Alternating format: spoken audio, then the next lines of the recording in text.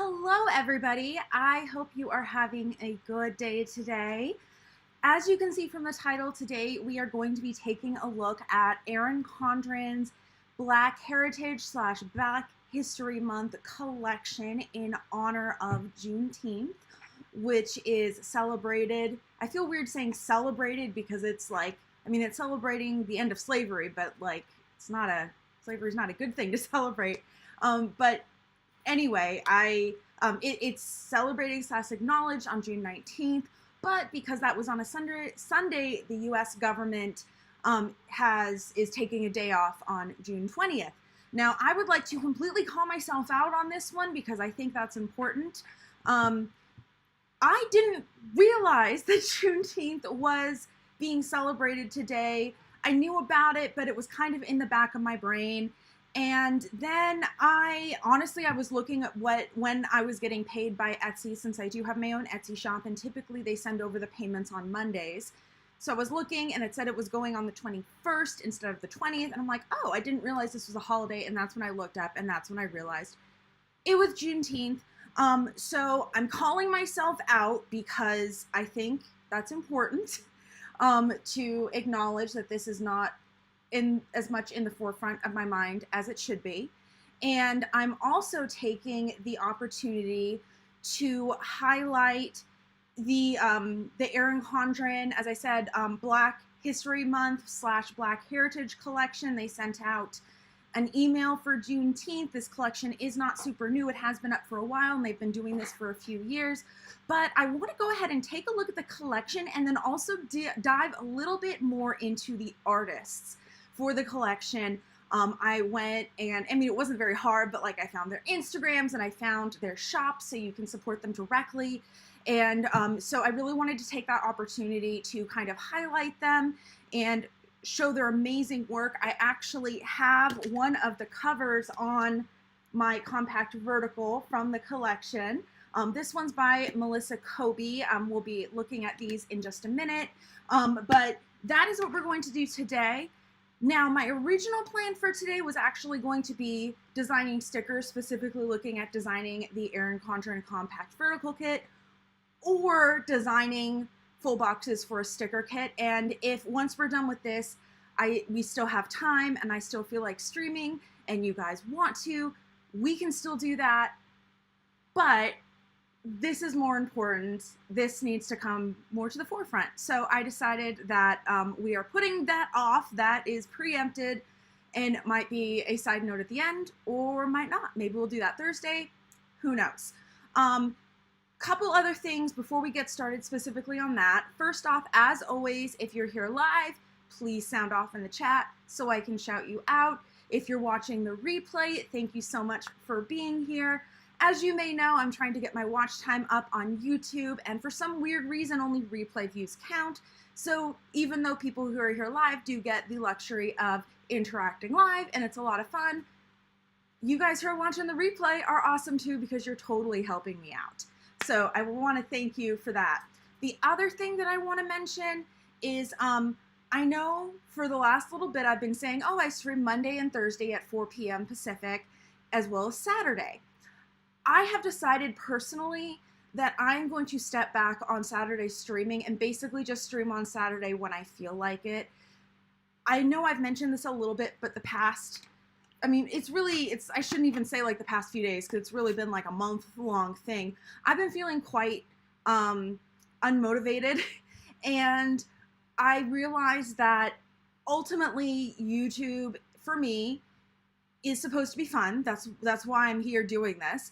And I think that not putting the pressure on myself to stream 3 days a week is going to help me with that. I think it might have been a little bit preemptive just from like a personal standpoint. If I feel like streaming Saturdays or any other day that I don't usually stream, I'll go ahead and do that. So if you want to be notified of that, make sure you subscribe and ring the little notification bell so you get notifications. But I did want to let you guys know that I'm kind of backing off on the Saturday commitments. Not that there will never be Saturday streams in the future, but I am not committing to streaming Mondays, Thursdays, and Saturdays anymore, just Mondays and Thursdays. I hope you understand. At some point in the future, maybe I can go back to streaming 3 days a week, but yeah, it just wasn't quite working out. Okay, so it looks like in the chat so far we've had Ackman sound off. Hello. We have Shakira. Hello. And Leah. Ooh, it looks like you just found my channel today. I am so glad, and I mean, great timing that you found me on the day that I'm streaming. So welcome, and welcome to anybody else who is new. Welcome. If you don't know, I am a planner addict, sticker designer, I have a shop on Etsy, and I'm a crazy cat lady. I have Coco and 𝗀𝗲𝗏 that are running around here. We have, well, Coco's right here. Usually when I pick her up to try to show her to the camera, she gets camera shy and runs away, so maybe you'll see a tail, but basically Coco is the tabby and 𝗀𝗲𝗏's the black cat. And then I currently have,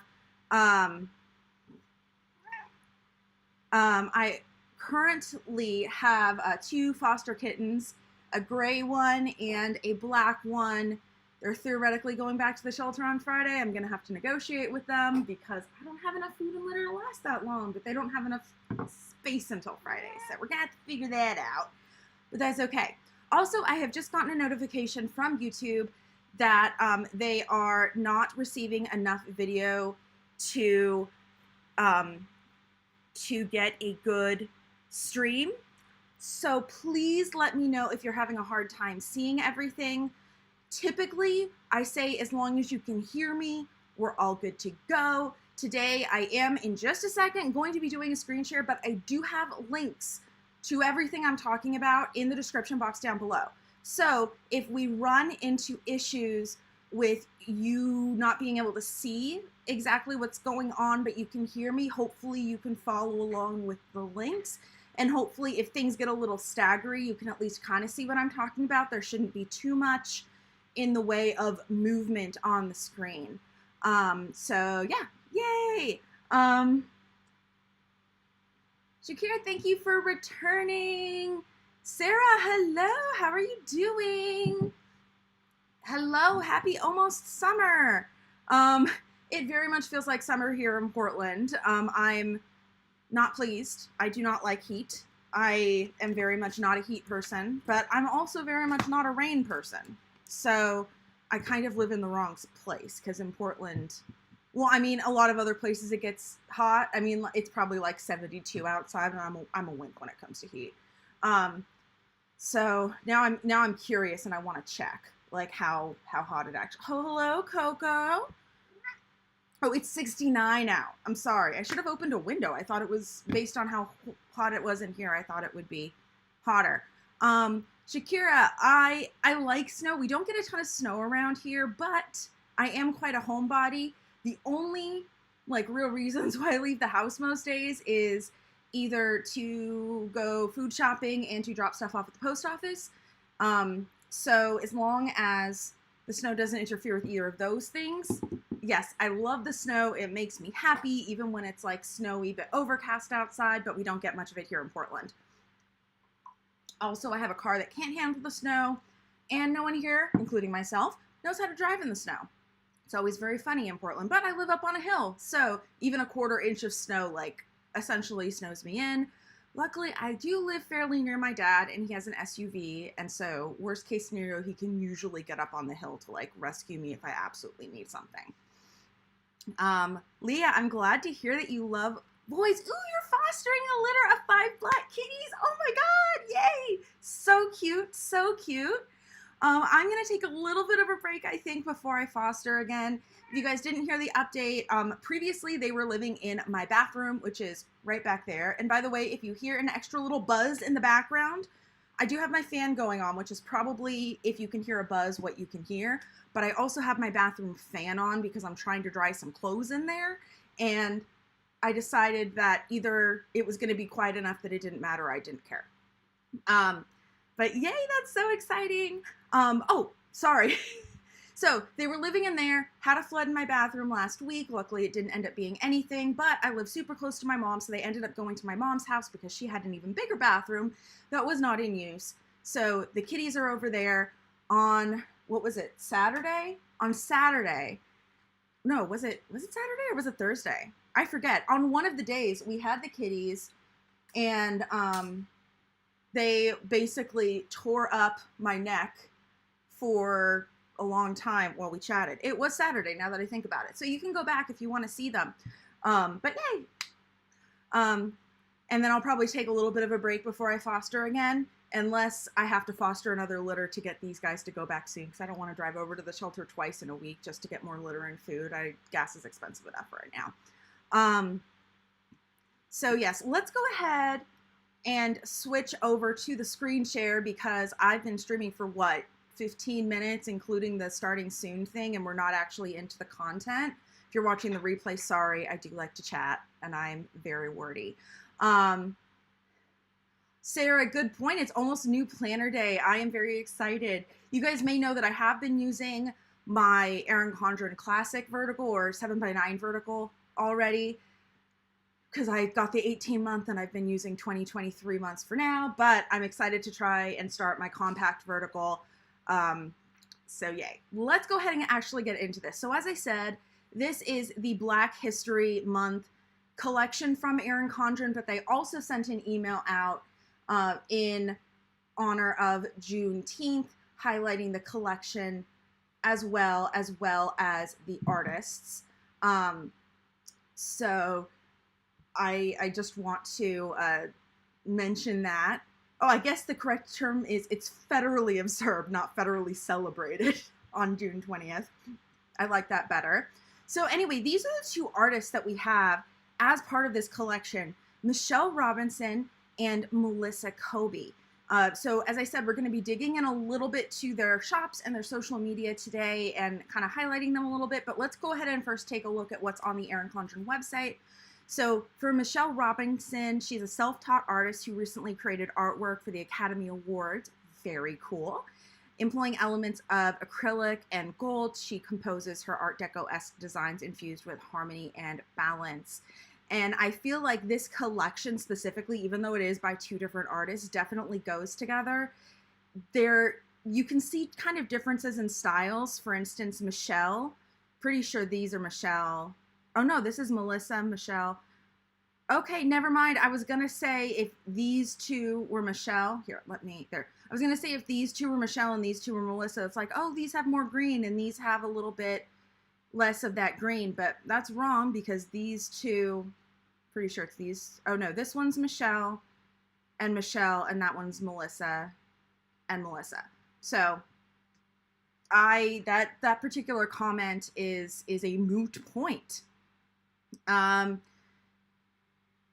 So the other one here is Melizza Koby. She's an artist for the Social Justice Collection, a digital illustrator specializing in themes of social justice, inclusion, and female positivity. Her designs feature rich, natural colors and illustrate the beauty of nature, diversity, and unity. Very pretty. Okay, so let's go ahead and take a look at the collection specifically. So we have these 4 different designs, and you can get them on a wide variety of things. On this page, we have them on life planners, notebooks, interchangeable covers, and tote bags. I do have a link to this page in the description box down below. Ooh, give me just 1 second because I forgot to note that that was an affiliate link. The links to Michelle's and Melizza's Instagrams and websites or shops are not affiliate links, but the one to Erin Condren is, and I forgot to mark it. And while I am such a small YouTuber, I don't think anybody is going to come after me. That is important to get updated. So let me go ahead and zoom in to these. And I just want to look at this a little bit more. I finally figured out how to mouse over on the covers on Erin Condren so it doesn't change. I basically have to like click off and then I can come back. So this one, we have this absolutely beautiful tropical sunset with, I love these like earth tone colors, but they're done in such a way with the contrasting cool tones here that even though they are more neutral earth tone colors, they also almost read as bright, which is really cool. And I absolutely love the way that that has been done. So yeah, just gorgeous. I love, it's not really color blocking, but it's also, you can't see actual paint strokes. It's, you know, they're more solid colors, or at least that's what it appears from the illustration here. And this is just gorgeous. I have mentioned this before, I'm not a huge tropical person, so this is not the type of cover I would particularly get, but I absolutely love it. It's the kind of thing I love looking at it, but I might not buy or display in my own home, if that makes sense. The next one that we have here is this very intricate design, and I love this. I'm also not a huge, like, I'm very picky about my greens. And like kind of browns and earth tones too, like green, yellow, orange, and earth tones are usually the ones that don't attract me as much. So again, like this one is not as much like my favorite, but I absolutely love the symmetry in this. And I absolutely love the pattern. I like that it is a combination of modern, but you also have a little bit of a callback to tribal patterns, which granted I don't know too much about, but I like that mix of the two elements. And it again is just very pretty, and the way the colors are put together, even though the colors themselves are not that bright, because you have a bunch of contrasting colors and you have some darker tones and some lighter tones right next to each other. I like how the whole thing very much pops, the way the way bright colors often would. I mean, that's just from an artistic perspective, gorgeous. Let me catch up on the chat. Sarah said, I have the first cover in the Bloom Guts.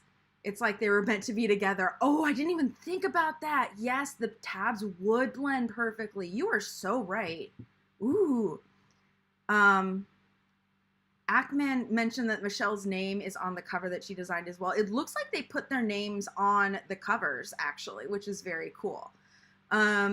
Leah's saying Michelle's Art Deco one, the one you also had at the start, right up my alley. Yeah, that's, I mean, because I'm going left to right, yeah, that's, as I said, I mean, that's the one I ordered, so it's probably pretty obvious that of the four, that's my favorite.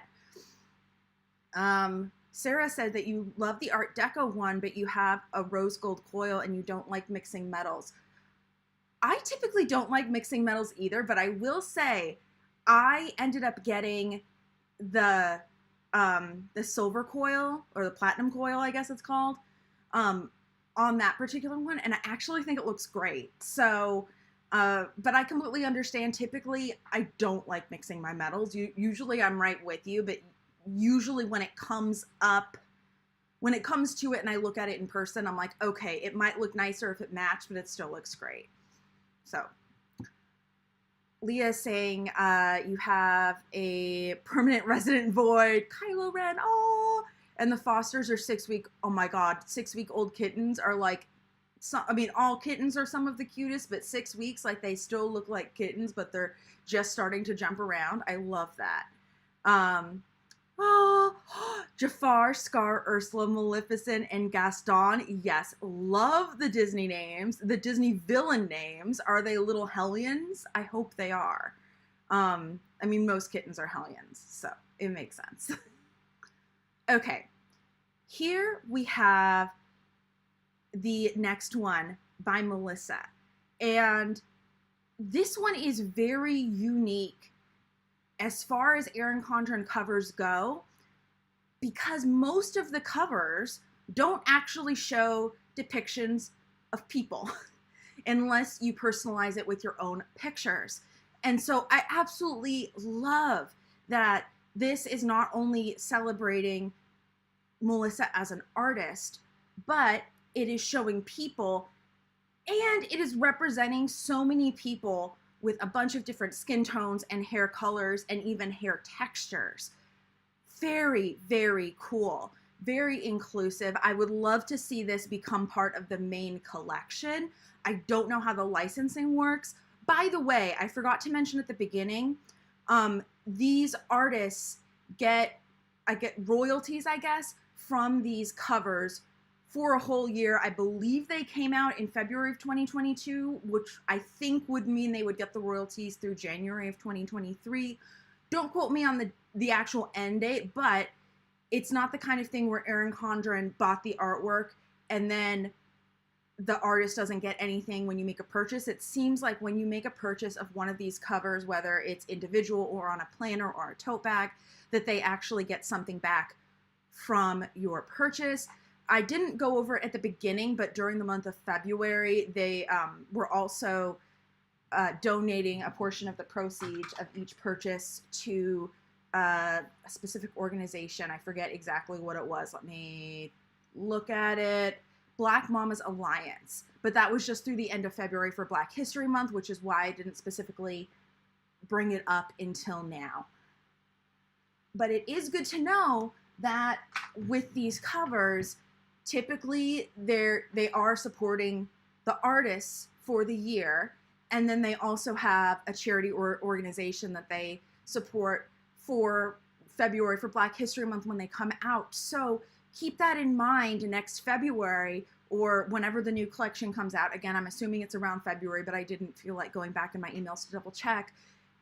If you like something from next year's collection, it might be worth buying it then, so that the donation, you know, if you're going to buy it anyway, you know, buy it then so that your money can go towards good. I've mentioned this before, but I am not a huge proponent of companies saying like, oh, a portion of proceeds are going to this, and then kind of using that on a lot of their marketing. But I do love that they are supporting, you know, the artists for the whole year, in addition to that for the month. And so it's one of those, like, don't go out and make a purchase just because. You're better off, in my opinion, donating directly. But if it's something that you're going to get anyway, getting it during that period of time, it means that your money is going to a greater good. So yeah, Leah, I'm glad to hear your kittens are little hellions. They're supposed to be hellions. They're in your bathroom and you can't keep your toilet paper on them. Oh my God, yes. So when I had my kittens in here, I actually don't keep my toilet paper on the roll, just because it's like on the wall next to my toilet, and I noticed that I end up using more when it's there, and because my bathtub is right beside me, I usually just end up putting it there, but the kittens got it, so I started having to put the toilet paper roll in the bathtub, assuming it wasn't wet from a shower, of course. What I did is I put my litter genie in there, where I scoop litter into, and then on the top of the litter genie, I put my toilet paper. And then I started calling the bathroom the human litter box when I was talking to the kittens, which was just really weird. But also, like, it is the human litter box. It's just that we have a toilet instead of a litter box. I don't know. Okay, back to the actual topic at hand. One of the, I think it was Melissa, actually mentions in her Instagram bio that she is a cat lover. So in some ways it's kind of on topic, but not really. But yeah, yay.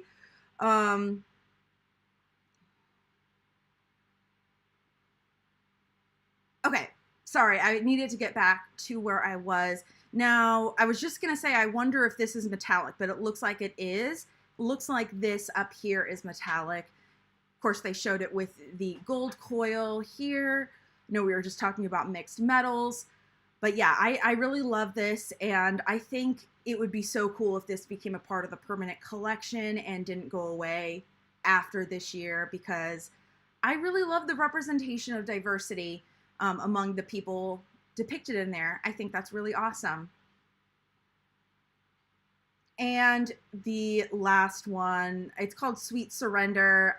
I mean, I haven't really been talking about the names of these, but yeah, as I said earlier, this is the one that I ended up getting. I absolutely love these kind of mauve-y tones in the background. While I am a huge rose gold fan, I do like gold as well. So let me change it back. Yell at me if I forget to change it back to screen share. You guys know I suck at this. Here again is mine, and I wanted to show it to you because I did get the platinum coil, so I just wanted to show you kind of how they look together. And it does look fantastic with the Harmony neutral tabs. That's the theme I got in this one. In hindsight, I kind of wish I got color blends because I love that one so much, but it's probably good that I have one bright and one more neutral one. Absolutely super small qualm, but with the rose gold cover, it would be so cool if the metallic on the inside back pocket was gold too.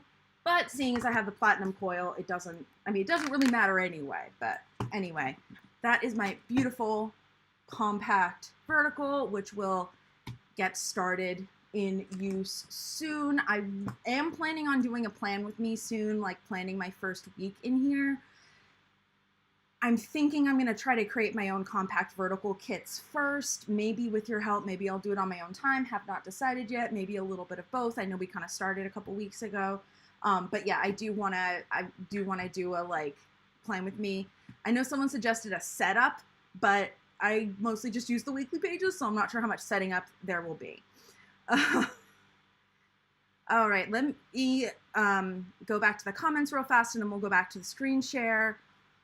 All the little, all the comments.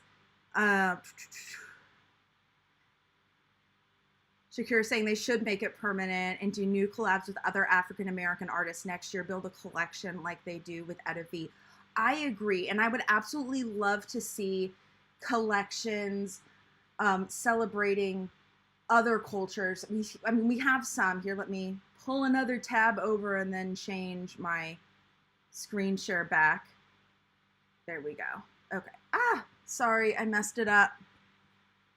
This is what happens when you have a 3-screen setup and you don't usually, well, what it is that I have to raise my laptop up for stream so my eye line is better for filming purposes, and then it gets everything messed up.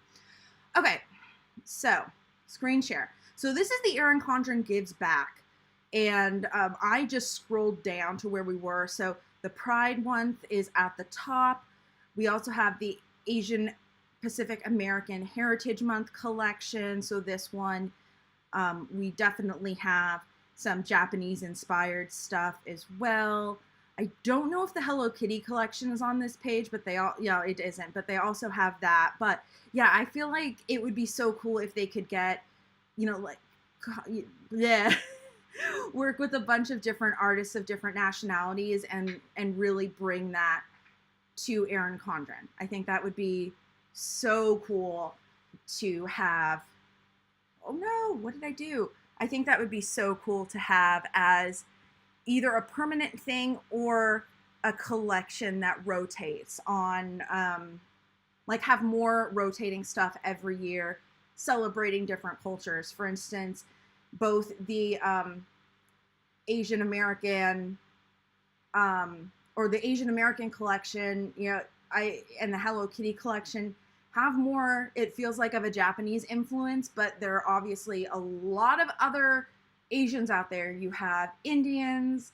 Oh my goodness, I'm blanking. That's the one that comes to mind that is like seen as very different. I'm sure there's other stuff in Korean society, like different motifs that you might see, though I do see a lot of the cutesy stuff. So I guess I'm just kind of showing how little I know. But yeah, I feel like they could really go above and beyond to do more. And even if they're not necessarily donating to charities for all of them, but they're just supporting the artists, I think that would be really great to do on a bigger scale and really work with more artists. Or even if they're not, going to them for a year, but like license it. I'm not sure how the 𝗬𝗏𝘗 thing works out, but, have it as a permanent thing and, buy it for however much it would be, and then they can sell it, but at least feature these artists a little bit more prevalently across the website, because there are so many wonderful artists of all different nationalities out there that I feel like could bring so much for the covers of Erin Condren planners. And especially for people that love to change their planner covers, I think that would be so, so cool.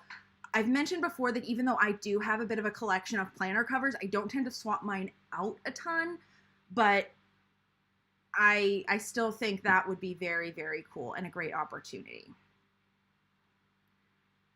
Quickly, I'm just going to go down here and show the other options they have here. They have notebooks, they have just the covers, and they have the tote bags. And then I believe if you go to the different pages, for instance, teacher lesson planner, academic planner, compact vertical, things like that, you can also see those covers in the list of all the covers. So you don't just have to go to this page. This is just an additional page that is featuring this. So you might not have even realized that these are part of the specific collection because you just saw them. That's what happened with me with this cover. I was just looking through all of the cover options, and I might have figured it out. I mean, I have a live shop with me up, so maybe I figured it out right at the time, but I wasn't looking in this particular section. I was just looking at the covers, and I saw this in the big list. I'm like, I need that. I need that one. Need that one. Sarah, thank you. The AAPI collection is by 𝗏𝗏𝘠𝗏𝗡𝗏. I was not reading as I was going over that, so I apparently need to pay more attention to it. That is what it is. That is what it is. I do have ADHD though, and apparently one of the things that people with ADHD tend to do is miss small details. So that's my excuse, or I just get schooled in the chat and or the comments. All I ask is if you're going to correct me, be nice about it, at least to start. I feel like you can correct someone and be nice and polite about it. Things can always escalate from there if they have to. I hope they don't. But at least come to it, I ask, on my channel with a positive outlook. And, you know, be respectful of people when offering information and correcting them and things like that. So that is my thought on that. Even more things in the chat that I feel like I need to go over. And then we'll go ahead and actually check out the websites. So, Shakira, kittens sound like toddlers. They kind of are, except they get potty trained a lot faster, which is really nice. Really, really nice. Yeah, the human litter box is actually accurate. I'm gonna start doing that. Yeah, ADHD always strikes. Yay. True Ackman, I don't really use the pockets in the back, so I probably really won't see them too much with the different metallics. And again, like, that's a nitpick, and I have some nitpicks that I actually care about. This one I don't really. This one's more of a, oh, it would be nice, but it doesn't actually bother me that much. Shakira is hoping there'll be a decent 4th of July sale to create your interchangeable cover stash. You're trying coiled planner for the first time in the Bloom compact vertical. Yay! Sarah, you weren't being rude. No worries. Sorry, the correction thing, like, that's just my whole, I feel like the internet can get very negative very fast. So I just like to bring that up whenever it seems applicable, that reminding people that it is possible to be polite and kind when correcting people. It's not instantly negative. So yeah, that's just a thing. Shakira, oh my God, yes, faster potty training. Yeah. The downside, I will say, like, human babies and toddlers at least wear diapers. Kittens don't. If you have a mama, it's not as much of a big deal, but if you have orphan kittens, you have to help them. And it's not having to email the shelter. I think there's something wrong with the kittens because they're not pooping, which I hope is not TMI, is awkward. I've also had to send pictures of poop and pictures of buttholes and all sorts of things with my various litters. To be fair, I'm not even positive that these two are from the same litter, but like genetically it's possible and they get along, so it doesn't really matter. Okay, so let's go ahead and get to the social media. So first, we have Melissa Koby. Again, I just pulled this up and I just kind of randomly put them here. So this is Melissa Koby on Instagram. Again, I did put the links in the description box down below for you guys, so that you could easily find either Melissa or Michelle. And I don't think it was intentional, but I kind of love the fact that their names both start with an M. Yeah. Okay, we're gonna keep going back to kittens because I keep seeing things in the chat. Shakira, so yes, fostering is quite an experience. I highly recommend it if you are interested in giving it a shot, though. There are some foster cases that are a little bit harder than others, and a lot of shelters, if they foster both dogs and cats or even other animals, will have other animals to foster, so it's not just kittens that you have to foster. My shelter has enough resources so that apart from paying for a background check when you first get approved and gas to get to and from the shelter, I don't have to pay for any supplies. In this case, I actually did buy a couple of supplies because they were fairly cheap, and it was about the same amount of money to buy them, so I had them for future fosters than it would be in gas to drive over and get them. But for the most part, they give me all the supplies. I foster, by the way, for the Oregon Humane Society. If anybody is in the Portland, Oregon area and you're interested in fostering, I highly recommend going through them. But there are a lot of other local fosters.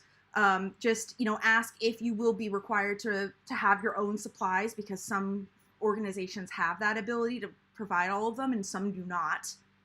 And so you have a little bit of a difference in that regard.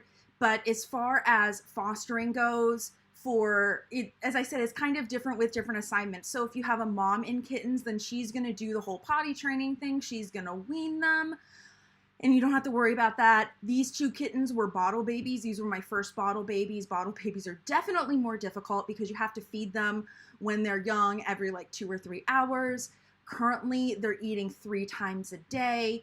And they are eating, technically it's wet food, but it's kibble soaked in water because the shelter was out of wet food and they don't like dry kibble. So I had to wean them onto the wet food soaked with water, and then they didn't take to the kibble. And so I figured, we'll just soak it in water. Same thing, if anything, they're getting more moisture. So that was the bottle babies, but a lot of times they also have foster assignments that don't come with a mom, but they have, but the kittens are weaned and or potty trained already because kittens have the natural, or cats have the natural urge to kind of cover their waist. So like when I say potty training, I think it took me maybe 3 or 4 days total, like between introducing the litter box and seeing them go in it. So it wasn't too bad. It wasn't too bad. But yeah, I highly recommend doing that. I will say puppies are quite a bit messier, especially if they don't have mom. My mother has fostered puppies. In fact, Kiki, my mom's dog, who occasionally makes guest appearances here, she's a adorable 8-pound ball of puppy energy, except she's like 3 or 4 years old. But anyway, she was a foster fail. And then my sister fostered a pregnant guinea pig who gave birth on New Year's Eve or New Year's morning. It was somewhere between 10 p.m. and 1 a.m. And I've also seen bunnies go out for fosters at my society, my humane society. So, there's a bunch of different things. What? Okay, sorry, I saw an email from the Oregon Humane Society on my phone for fostering Australian cattle puppies, but I wasn't reading it quite right. I'm like, wait a minute, do they legitimately have like calves that they need fostered? Because this is not the area you would think that they would have foster cows. But no, it's puppies, and it's just a breed. I just don't know anything about puppy breeds. So yeah, there are a bunch of different types of animals that you can foster, and a lot of different resources out there if you want to learn how to do it. But for the most part, you get temporary pets, which is cool. And at least with kittens, you have permanent kittens and they never grow up into cats. The way my mom put it is usually when you want a cat, like half of what you want is a kitten. And then you just you have the cat, you've bonded at that point. But like getting a kitten, like that's a good part of the fun. So when you foster, you have semi-permanent kittens, which is cool. Sorry, I've gotten completely off track. Hopefully at least having the center of focus on screen has I don't know, put enough emphasis on this. Again, I want to try to catch up with the chat after that whole rant. Ackman saying that you looked at the Erin Condren emails from last year and they did not send anything about a 4th of July sale, smaller sales like on the new HK covers, totes, etc. They did send an email about the back to school collection first week of July. I don't know what I'm allowed to say, so I don't want to say anything that will get me in trouble. Keep an eye on your emails at the beginning of July. I'll just say that. Oh, Leah, yes, having the babies done with bottles is so awesome.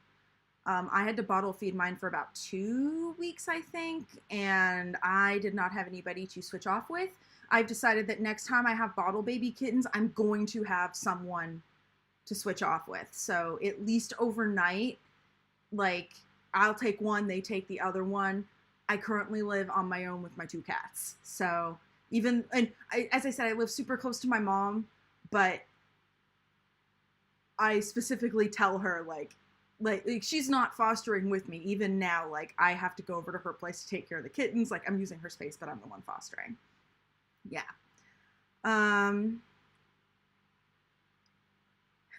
Shakira, so keeping a foster is called a failed foster. I will say that the first foster cat I had was super hard to give back. I legitimately cried for like 3 days afterwards, but it gets easier and easier.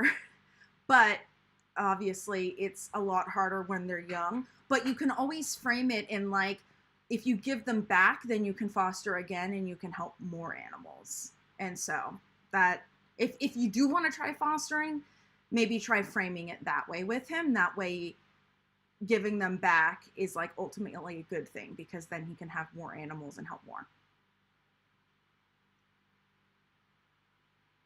Ackman, you're right. We always go off track here. This is just like a total tangent. In a lot of ways, okay, have you guys ever read The Hitchhiker's Guide to the Galaxy or listened to the radio play of it? I know there's also a movie. Well, there's also a TV show too. But the movie does not do this nearly as much. But with The Hitchhiker's Guide to the Galaxy book and radio play, the way I affectionately like to describe it is one long tangent or a bunch of long tangents strung together, because they definitely have, like, they'll go on tangents, and it's usually very either world building or hilarious or often both. I'm not sure if my tangents are often world building, but yeah, anyway. Give me a second. But yeah, that's when we talk about always getting off track and tangents, that's what comes to mind. Okay, Ackman just posted a message that's gone here for review, and it looks like there's an image, but I can't see it, so I'm gonna show it and hope that everything is on the up and up. Are those just emojis? I don't know. They're small. It's okay, I trust you. And then watch it like I don't understand what it is and it ends up getting me in trouble. Whatever.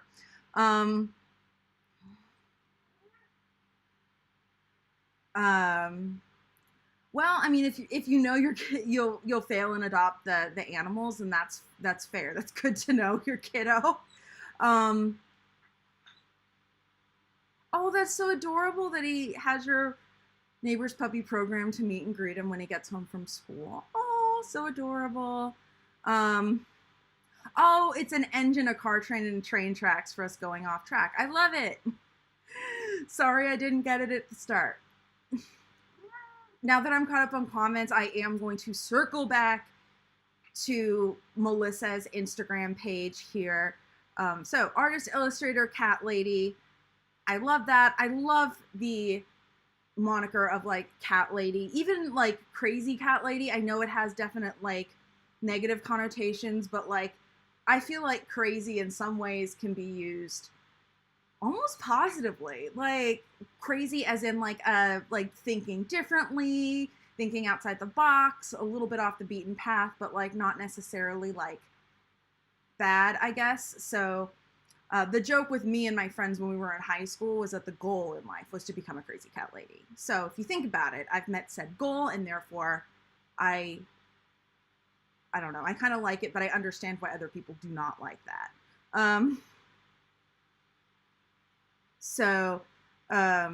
This is a link to her Linktree. If you do want to check that out, I don't have all of the links for the Linktree in the description, but I do have the one to her Instagram and her Etsy shop. She has a bunch of highlights, but I just wanted to look down her Instagram. It looks like some of these are, I don't do too much on Instagram. I'm assuming they're reels. I'm just going to kind of scroll down and just like drool over her artwork because it's just gorgeous. Respect my autonomy. Yes, I love that. So pretty. I love her use of color. The way she uses it with like all of the contrast is just so gorgeous. Here's a little sneak peek. It looks like she draws with an Apple Pencil on an iPad.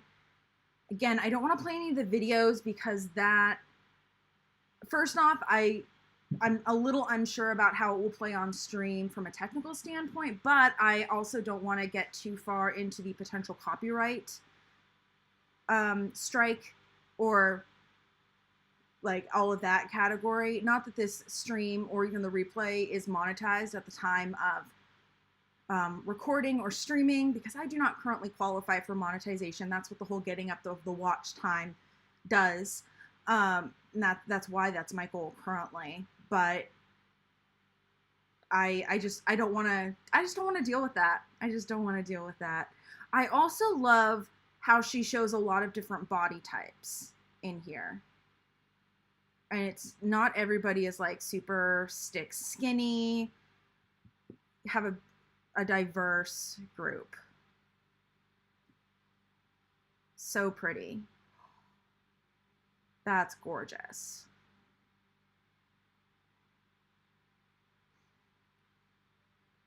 Yeah, Lee, I agree. Her art is so stunning. So yeah, this is her Instagram. I highly recommend following her if you are an Instagram person because her art is so pretty. And she also has an Etsy shop. Wait, I did not pull the right one down. Sorry. I meant to go to her front page on Etsy. Instead, I went to the search page. Okay, so this is her Etsy shop. I did verify it by like going to her Instagram and her Linktree and making sure it was the actual thing. So it looks like she lives in Tampa, Florida. She's gotten over 20,000 sales on Etsy, which is awesome. For anybody who wants to compare, I've gotten over 3,000. So I am not nearly as big of an Etsy seller as she is. But it looks like she has a lot of art prints. She has some apparel. So she has a couple. You Matter. Oh, I love that. So she has some travel mugs, an enamel pin, portraits, and it looks like these are probably prints. I mean, they would have to be because she does digital drawing, and I don't know if it's possible to like sell an original for digital on an iPad. I mean, you could get into the NFT category, but it's a little weird. And this is, these are physical prints and not like digital print it yourself, it looks like. I can easily tell two ways. First off, it would say digital somewhere on here if it was, but also it talks about shipping, specifically cost to ship. And if it's a digital download, it's not going to have that. So yeah, these are gorgeous. You can select your own size. And of course, okay, so I think I've mentioned this. I do a little bit of Etsy coaching on the side here and there. I used to do it a little bit more consistently, and then I took a little bit of a step back, but I still coach Etsy sellers. So I'm admiring all of her artwork, but also my Etsy coach brain is like going on in my head. It's like, ooh, you should do this and this and this, and you could improve it. But obviously, She has way more sales than me, so who am I to tell her what to do? But at the same time, there are definitely some Etsy best practices that she's not following. I'm not saying that, okay, I was going to say I'm not saying that as a critique, but I don't think there's a way you could take it as not a critique. I mean, she is incredibly talented, and obviously she's making sales and doing well. So, I mean, just because she might not be following all the best practices doesn't mean that it's not working for her. And one thing I do tell people a lot is that if you have followings from other places, you don't necessarily have to follow all of the rules on Etsy, because you can drive your own traffic. You don't necessarily need to get found in search, etc. And I mean, we came from Instagram here. She has a pretty big following on Instagram. She has 137,000 followers. And she has done a collaboration with Erin Condren. So she can drive her own traffic. She doesn't have to play by the rules, if it were. So I'm trying to like turn off that coach part of my brain, because I'm so used to looking at other people's shops and being like, oh, you could fix this and this and this. And that's not this kind of video or this stream or whatever. Okay, let's go ahead and flip over to Michelle. So Michelle's artwork here, it looks like she does physical artwork, and looks like that's a canvas that she was sketching on before painting, and you can definitely see the canvas texture in some of her pieces. And I know I was talking about kind of like these symmetrical line styles that have a little bit of tribal inspiration, and we can definitely see that that is something she puts in other bits of her artwork as well. I love the way the brush strokes on this one go with the texture of the canvas. That's just so pretty.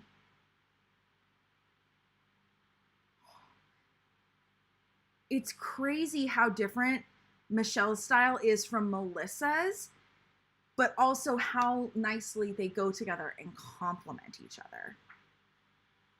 Gorgeous. Absolutely gorgeous.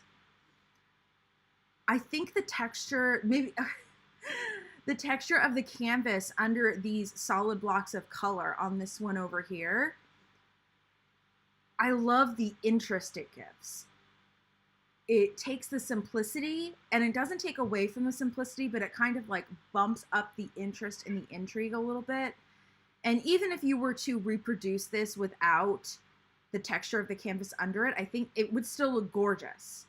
But I love that texture. I love that texture. And then you have some pieces where the interest in the actual designs, like on this one, kind of covers up the texture a little bit. So you have a contrast of the designs, like with all the little dots, the impressionist sort of thing going on in, I'm assuming this is a flower. I don't know what kind of shape that is.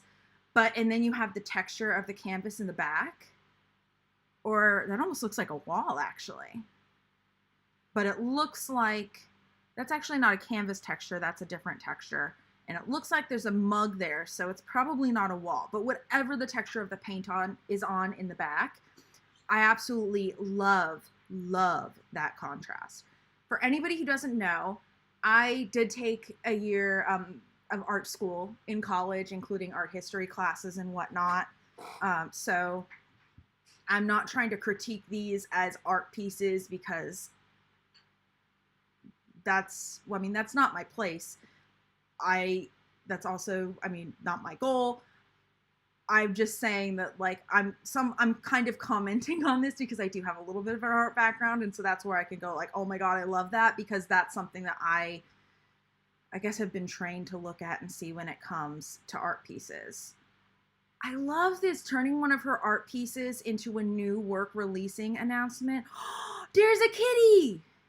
It's a Siamese kitty! Adorable. I love that. Kitty.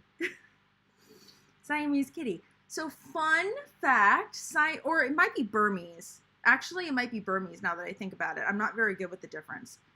But anyway, Siamese and Burmese cats is a type of albinism, which I find that was really interesting for me to find out. And it's the parts of it's like their extremities, I guess, that get colder, I guess, that are the ones that get darker. In case, I didn't put 2 and 2 together until I actually heard that being said.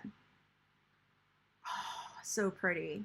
I love the use of color and metallics in this one in the center.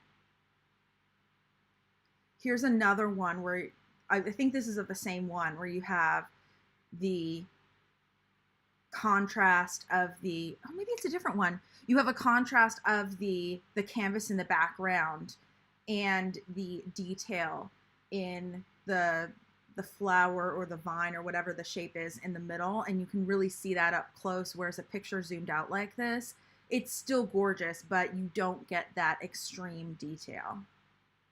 Oh, so pretty. So pretty.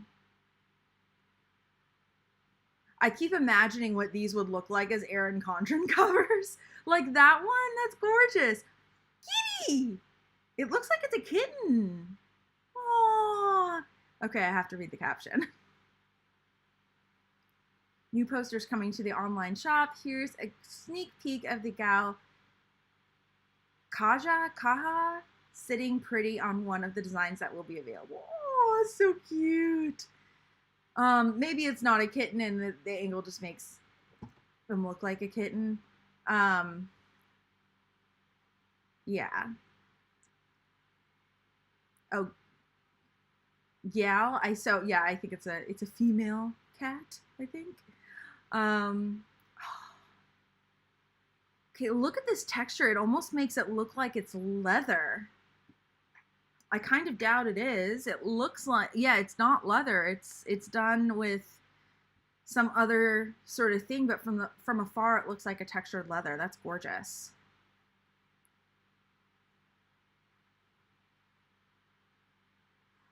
Okay, let's go ahead and take a look at her website.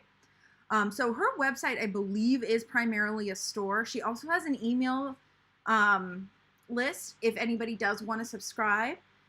I'm assuming a lot of it is going to be new releases and stuff like that, but I don't know because I have not signed up. I just found her website right before the stream. As I said earlier, I did not plan nearly well enough. It looks like she has 2 different sections, one for the paintings and then one for the poster prints. So we have the original paintings, and it looks like she also shows some of the ones that are sold. I wonder if that is intentional from a gallery perspective, or if that's just how her system works, where it stays up even after it's sold until it's manually taken down or something. But it looks like this original is available. I'm curious how much she's selling them for. I love the variety of pictures, but we just saw her Instagram, so I'm not surprised that she has so many pictures showing all of the intricate detail. $6,500. Yes, I wasn't necessarily expecting them to be that expensive, but at the same time, it's artwork and it's gorgeous, so I'm not necessarily surprised either. And the fact that she's sold so many of them shows that obviously she's not overpricing things. So yeah, these are some of the same ones that we saw on her Instagram. Let's go ahead and take a look at her poster prints. The poster prints are going to be the kind of thing where it's like scanned or photographed, and then it's printed as a poster on a piece of paper, usually nice paper or glossy paper.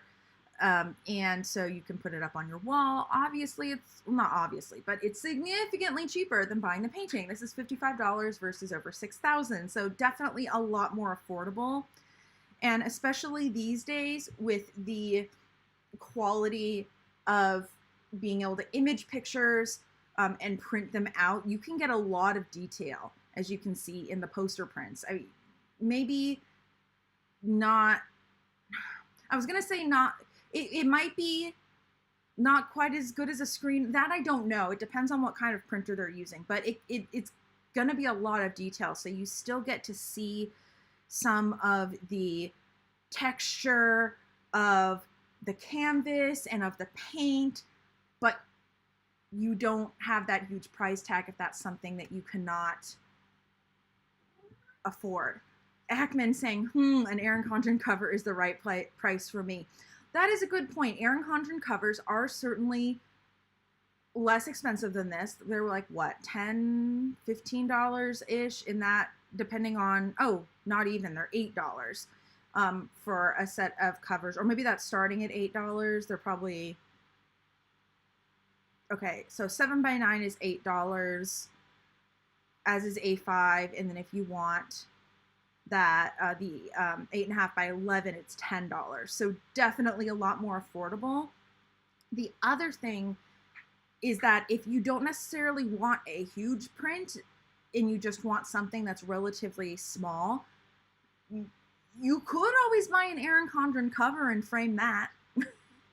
I wouldn't necessarily recommend it as like the best way to get artwork up on your wall. I'm assuming this is significantly bigger than that as well. Yeah, 12x16 custom sizes are not available for this one specifically. Ooh, and they're posted on archival acid-free paper. Ships worldwide. Tracking link will be provided. So, yeah, you're definitely getting a bigger, nicer poster piece for the $55. But if you want something smaller to display, either on your planner or on the wall, you could always just get a planner cover. Good point, Ackman. The metallic covers are usually more like $13 or more. That's interesting, with proceeds going to the artists, that they are less expensive. Now I want to go ahead and take a look at the covers real fast. Are those in accessories? I think so. Interchangeable covers. And just double check the size. Not the size, the prices. Yep, 13. Not that you steer me wrong, but I just wanted to kind of check here. And if I remember correctly, that collection, I mean, they've been in the planner area before. I wouldn't be surprised if the collection is in the cover page as well. But obviously, I'm having to scroll down quite a bit. So if they are here, yeah, they're here. They're just not super near the top.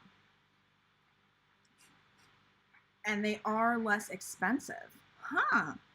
Very interesting. Ooh, I thought up like displaying covers on the wall, kind of as I was talking about it, with your comment, Ackman, saying like covers are cheaper than a print. But now that you've mentioned that specifically, I'm thinking it would be really cool to take my collection of covers and like put them up on my wall just as artwork. Because I don't have artwork up really in most of my apartment. I just never bought any or put it up. And the type of designing and artwork I do, it's like mostly just little stickers. So it's not the kind of thing you can really put up on a wall. But since I don't tend to change my Erin Condren covers very often, putting my extras on the wall as artwork, I mean, I probably wouldn't go so far as to frame them. But I mean, if I wanted to be, I guess, cheap about it, I could just use sticky tack. I would say though, if you're buying an interchangeable cover to use it as artwork specifically and put it on the wall, think about maybe cutting off the place where it snaps in, the holes. I know there's a name for that, but I can't think of what it is. But obviously you would then not be able to use it as interchangeable cover, so I probably wouldn't want to do that for mine. But that could be so cool. And I think I have sticky tack, so that's the kind of thing I wouldn't even have to go out and get anything for. Cool. The newer covers are at the top and the older ones are farther down. Yeah. Okay, give me a sec. I want to switch back here. I want to see, okay, I wanted to see how much of the background you guys see, to see if the top of the wall was showing. So I don't think you guys can see it behind me. Where do I think I need to move this way. So I don't want to put any covers there where it might be actually seen. First off, it's very blurry, but also there's a litter box there. And so if they did fall off the wall, they'd fall into the litter box. And I don't want that to happen to my covers, even though they are laminated. I just don't want to deal with that. So I probably will not set them up in a way that they're visible on stream, but it would be so cool. I'll probably just put them in the corner up here that's currently white and stare at them myself. Oh, she has shelves on her wall and she just puts the whole planner on the shelves. I actually have a ledge. I don't think, can you see the ledge? Kinda. All right, so my apartment is a basement apartment. And so you see like there where the wall juts out a little bit, that it actually stops like right above the camera frame. And that whole thing is a ledge around the whole thing. It's the foundation. And so it's actually really awesome for the cats because they have a little like highway to walk around, not on the floor. And that's something cats love. I also have cat shelves, aka shelves that I've like put high up for the cats, as well as a couple cat trees. So like, but having those ledges is awesome for the cats. But part of the ledge is again right by my desk. And I was actually thinking about putting a bunch of my planners there. Partially as decoration, but also so that if I needed to grab one, they were at least a little bit closer. I'd have to like lean over. It wouldn't be practical to grab one on stream, but at least they wouldn't be like all the way over in the bookshelf. But so having the planners there and having some covers on the wall for decoration would be so pretty, so pretty. And this corner already like isn't the most aesthetically pleasing because I always have my ring light and my camera up because I'm too lazy to take them down.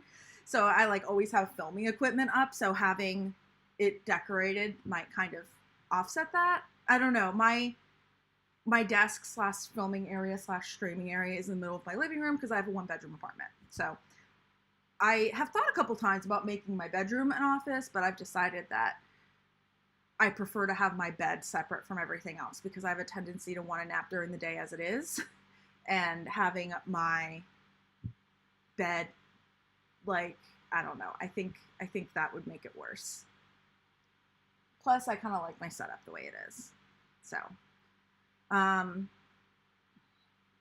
good point, Ackman. I could get some plastic command shelves. I could also just get some command strips. Or as I said, I have sticky tack. So, and with covers being as light as they are, the sticky tack would work. So, the other thing is that, even though I'm renting, I can put nails in the wall or put holes in the wall. So if I find a method that involves holes in the wall that's easier for whatever reason, I am allowed to do that, which is nice. But with the way like command and strips and similar products have been developed lately, there are a lot of things you can do with those. And a lot of times I prefer to do that because I don't have to necessarily commit to putting a hole in the wall, which is cool. Very cool. Let's see. I'm trying to think. I think we've gone through both Melizza and Michelle's stuff, so I don't necessarily have to go back to the screen share now. I have been streaming for a little over an hour, so I'm trying to think of I think just hanging out for a little while and maybe doing the sticker designing on Thursday is probably the best way to go. Just so this doesn't get all convoluted and yeah. I think I mentioned before that, you know, I kind of changed the idea for today's stream kind of right before it happened, but literally until 10 minutes before the stream, I was going to do sticker designing and look at this collection real fast on Erin Condren and maybe like look at the artists on Instagram and on their websites and then get into the sticker designing. And I was, maybe it was like 20 minutes, but that's when I was thinking, I don't know. It didn't feel like the forward.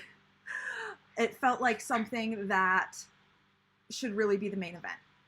And looking at these artists and not only their artwork in collaboration with Erin Condren, but also their artwork in other spaces. Again, links to both of their Instagrams and websites excuse me, are in the description box down below. As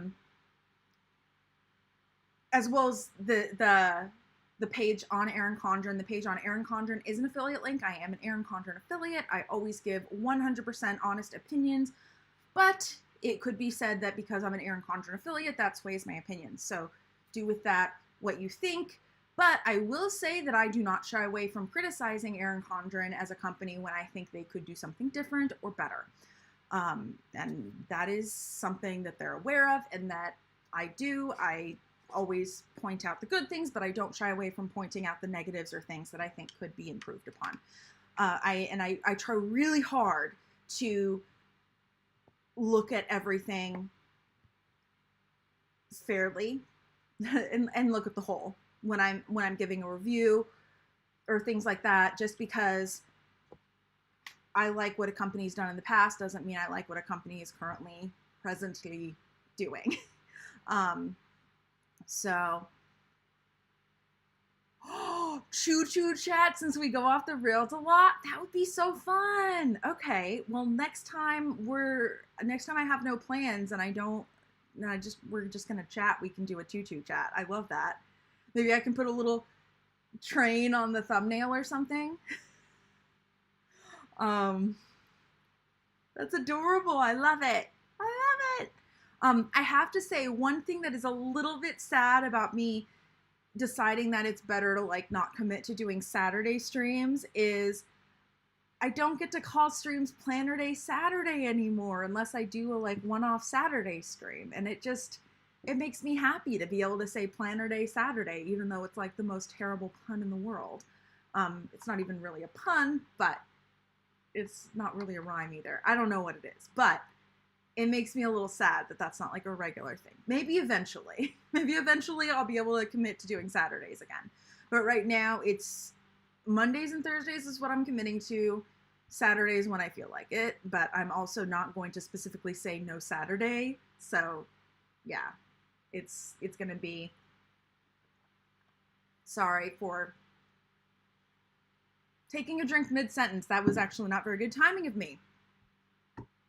Saturday is going to be as I feel like it, no commitments, but also if I don't stream, no cancellations. It's just, you see the notification, you come. Same with any other day. You might feel like streaming on a Monday, or not a Monday, a Sunday sometime, or Wednesday. We'll see. Also, I mentioned a while ago that my business coach told me to start streaming on Twitch because it's the biggest streaming platform and all that good stuff. So eventually I will try streaming both to, I was going to say to Etsy and Twitch. No, to YouTube and Twitch at the same time. But at some point I'll probably do a sticker designing Twitch stream just on its own to kind of work out that, like some of the kinks with the Twitch system without having to monitor YouTube as well. We'll see how that goes. But one of the things I also want to do with that, if I'm streaming both to Twitch and YouTube, is I want to try to find a way to combine the chat on screen between the two platforms. That way that way we don't have two different chats going on. That would not only be really hard for me to track, but it would be really confusing for you guys because I'm answering on, different platforms and stuff like that. So, you know how I have like the little chat, this side, in the actual video stream. For anybody who wasn't here at that time, by the way, when I started streaming, we were having some issues with YouTube not always showing the chat replay.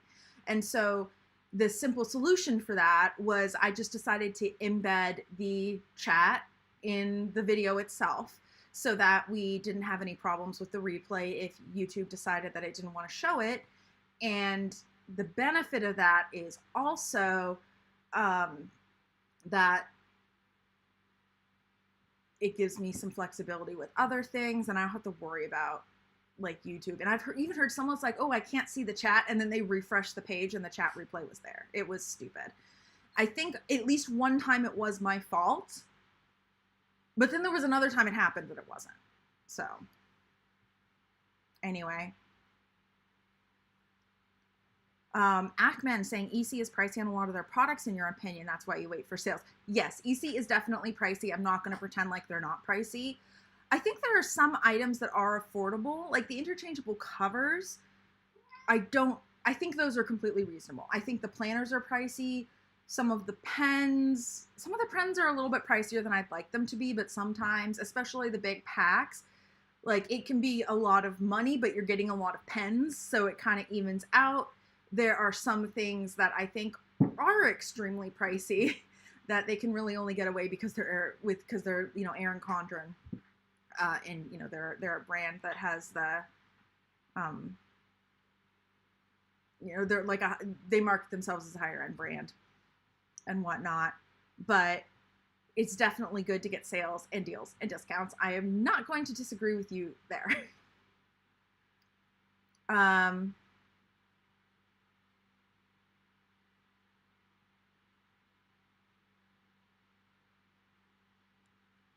Okay, give me a sec. I'm reading the chat.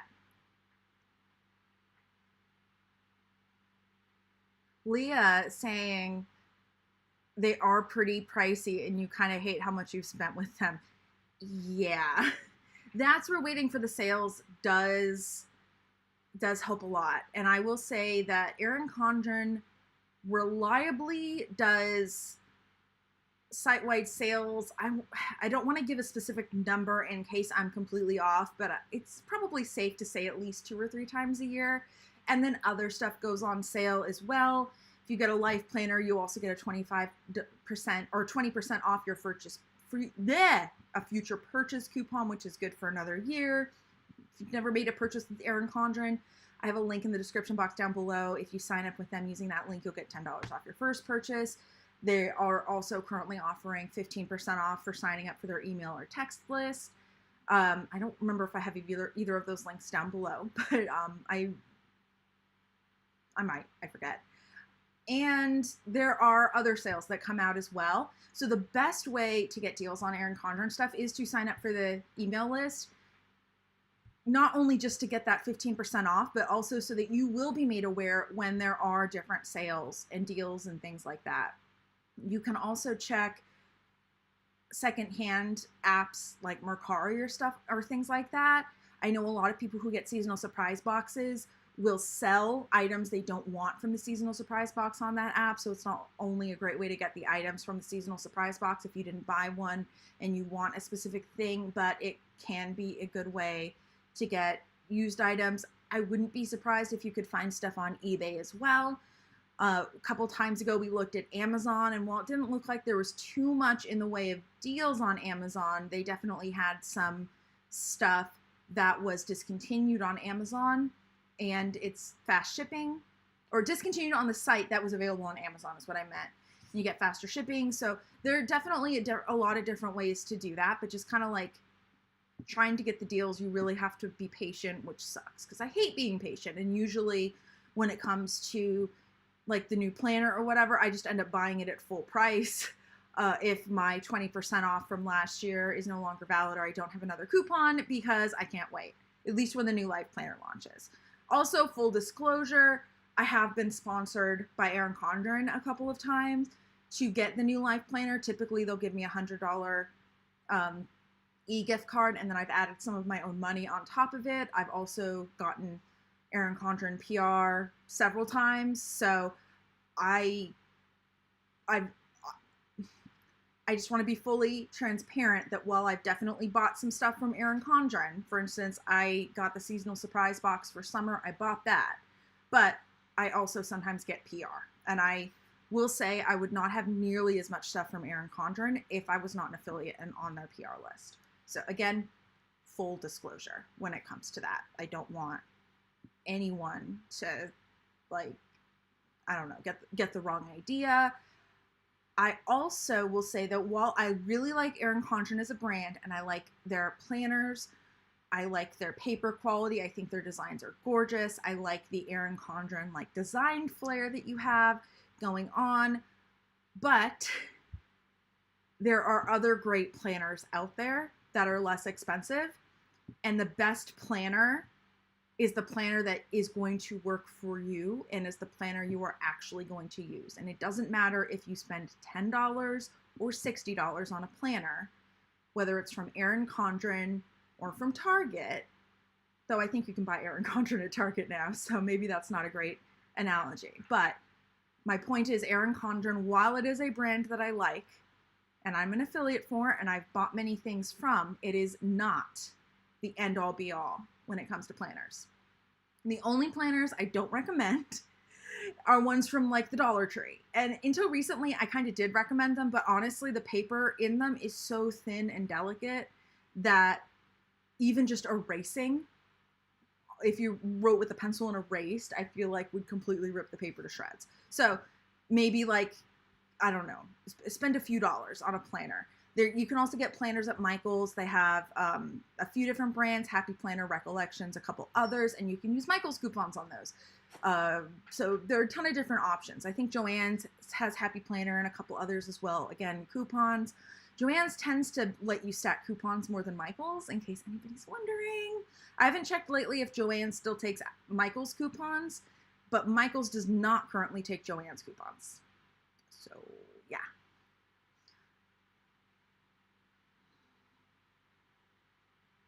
Shakira is saying there might be an issue where you have sounds in the word being repeated.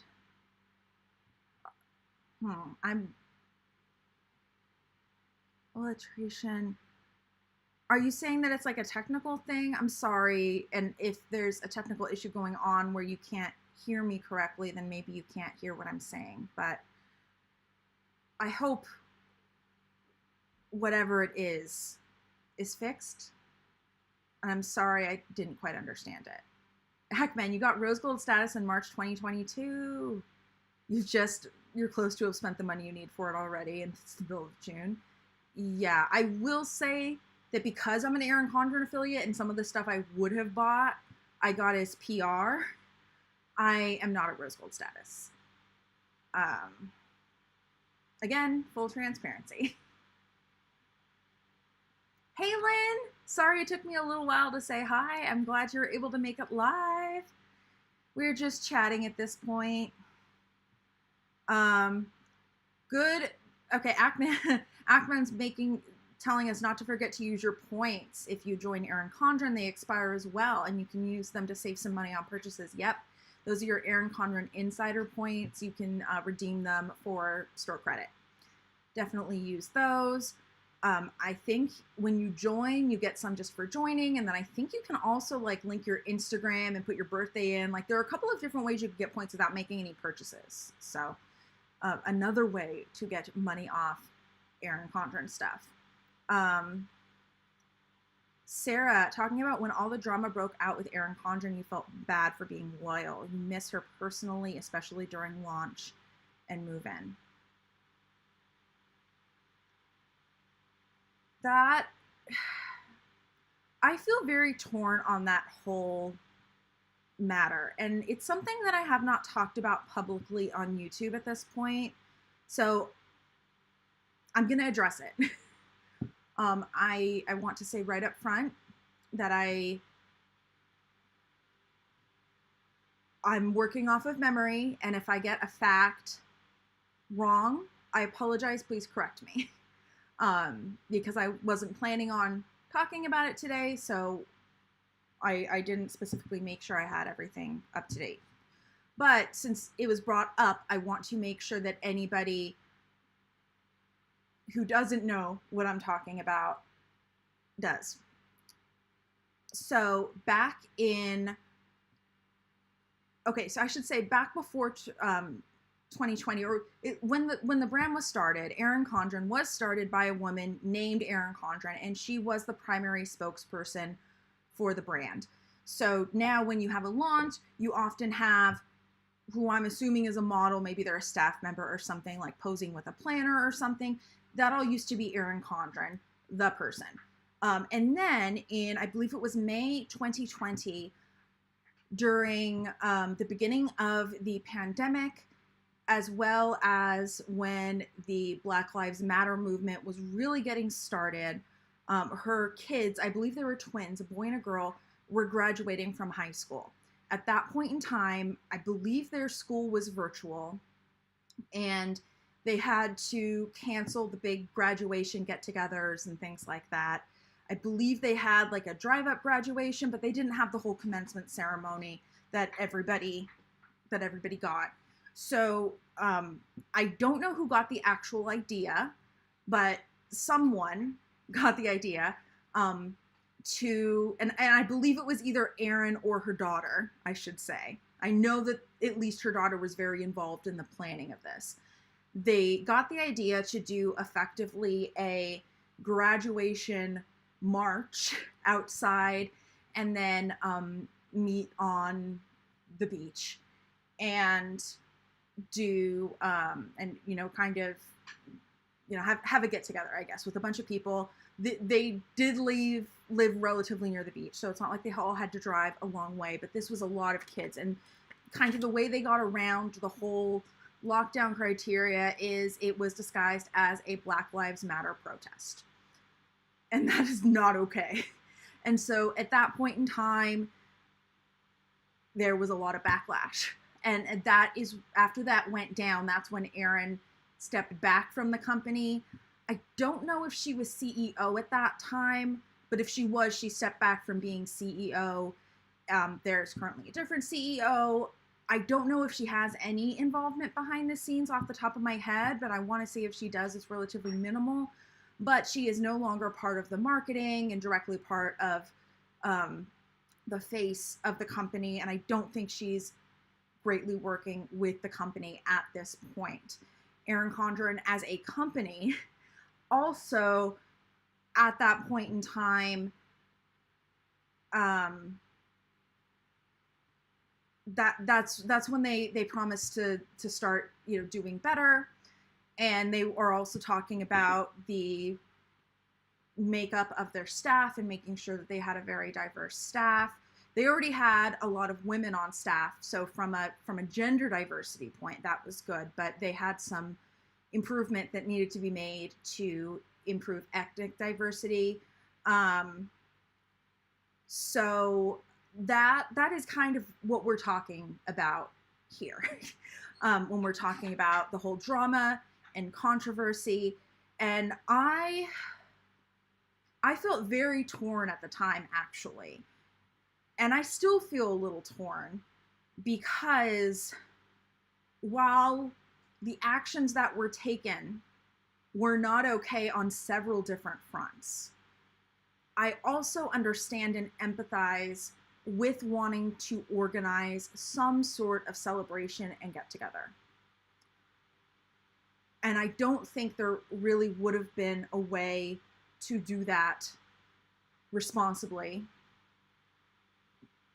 But I understand the motivation behind that.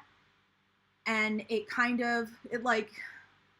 I guess in a lot of ways hits me in the feels because my birthday falls over spring break. And so as a kid, I had a lot of birthdays where people either couldn't make my birthday or forgot about it, bunch of different things like that. And I know this is definitely not the same thing as graduation, but as a little kid, you really look forward to your birthday. It's something to be celebrated. And then, the celebration not being as big, or like one year I thought there were going to be 10 kids coming to my party and there were only 2. And like that it really hurt me to feel like it was kind of ignored because of factors outside of my control. And maybe I'm generalizing too much, but because of that experience with where my birthday falls, I'm sure a lot of other people have had experiences either with their birthdays or other things, or even during the pandemic. Like I don't think the actions that were taken were okay, but I understand the motivation behind it, I guess. I do think it is good that Erin Condren as a person has stepped back. And I understand how people miss her, but I actually prefer the marketing now. I prefer the diversity. I prefer her name. Not her name. Her. I don't know. I actually prefer it now. But from looking at the situation, I understand the motivation behind it. I don't think it was the right decision, but I understand the motivation behind it. So that's kind of where I personally stand on the whole issue. And it kind of took me a while to come to terms with the fact that I could be against the action, but completely understand and empathize with the motivation behind it. And as I said earlier, I don't think there was a way to do what they wanted to do, which was to get together in person and not over Zoom, because that was before we had a lot of research about the pandemic. That was before we had a vaccine. That was when cases were skyrocketing. And if I remember correctly, they lived in Ventura, California, which is, you know, kind of, I don't know, I know it's in like the general LA area, but I don't know the geography well enough to know exactly like what part of it was in. But, you know, it's kind of, it is or near a population dense area. And then also with a lot of wind from being on the beach, you know, things travel airborne. And when you have wind, you can't really, there's not as much that you can kind of control about where it goes. And I think that there were some people that weren't wearing masks. So it was a whole thing. I will say I didn't know about it until Erin Condren, the company, sent out the email addressing it and what they were going to do about it. I also specifically tend to not pay attention to the news because a lot of it, not all, but a lot of it, in my opinion, tends to be overblowing what is happening. I prefer to get my news usually from YouTube or other independent sources, like, you know, small journalists and things like that. But it also means that when some of these stories break, I don't find out about them immediately because I don't keep up intentionally. So that is my whole thing. Let me go ahead and look at the comments because I've been kind of ignoring them. And let's see.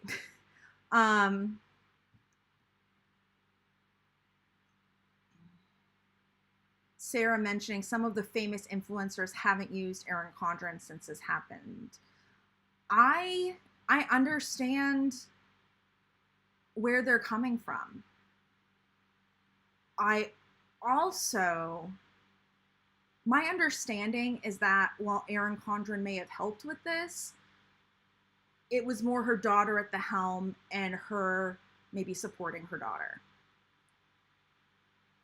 And it was not something that the company itself did. I'm also not a proponent of cancel culture because I think that there is a lot of nuance having to do with canceling someone.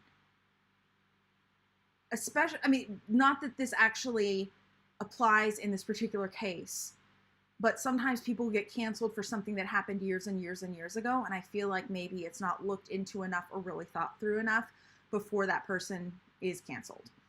In this particular case, Erin and Erin's daughter made a personal decision that was not okay, and her name is on the company, but she herself is not the company. There are a lot of people involved in the company, and I feel like the company took adequate actions in not condoning this, in having Erin Condren step back. I'm sure she's still getting some of the royalties, though I don't, or, you know, some profit, though I don't know the details. She's probably not getting as much. She's not the face of them anymore. And there are a lot of other people that completely boycotting impacts. I agree, Ackman. She took, the company took the heat because her name is on the company, but the company and her are not completely synonymous. And I feel like the company took the right steps to do what they could in their power to rectify the situation. And it is really, as somebody who's obviously quite white, I've spent a lot of time trying to figure out both what I think, and then also trying to make sure that I am not, I don't want to say letting my bias come through. That's not really the right term. I've been trying to think about it a lot and trying to, I guess, examine it holistically and trying to identify any biases that I might have coming into the situation that might make me want to give the company more of a break than they deserve. I've mentioned before that I think Erin Condren, the company, not the person, can do a lot more to show diversity in the products that are coming out, in their collections.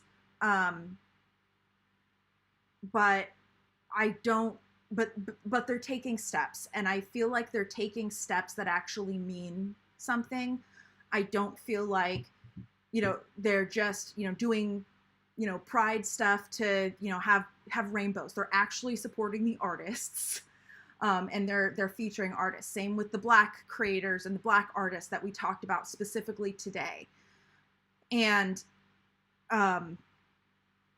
they were looking at the composition of their actual team behind the scenes. I don't remember what it was, but I remember, they said they were going to work on that as well. Again, I'm working off memory, so I'm really scared that I'm getting facts wrong, and I'm trying not to say stuff for sure that I'm not sure of. But I feel like the steps towards more inclusivity and more visibility that the company has taken are genuine, versus just doing it to come out with a collection. Like they could have had one of their in-house designers design a rainbow cover or even 4 and called it a Pride collection. But instead they worked with queer artists and they created those covers and those artists are getting commissioned for their work. And for, I think it's the month of June, they're also supporting the 𝗪𝘃𝗏 project. I mean, that is a lot more than a lot of brands will do as far as a Pride collection goes. I'm using Pride as an example because in a lot of areas, when June comes, everything turns rainbows. And while I do like the visibility, I don't like the way that I feel like a lot of companies sometimes will do it for marketing. And I like the way that Erin Condren, while I think they could do better, and I do have some critiques when I went over it, I feel like they are, for what they're doing it well, and I feel like they're doing it right.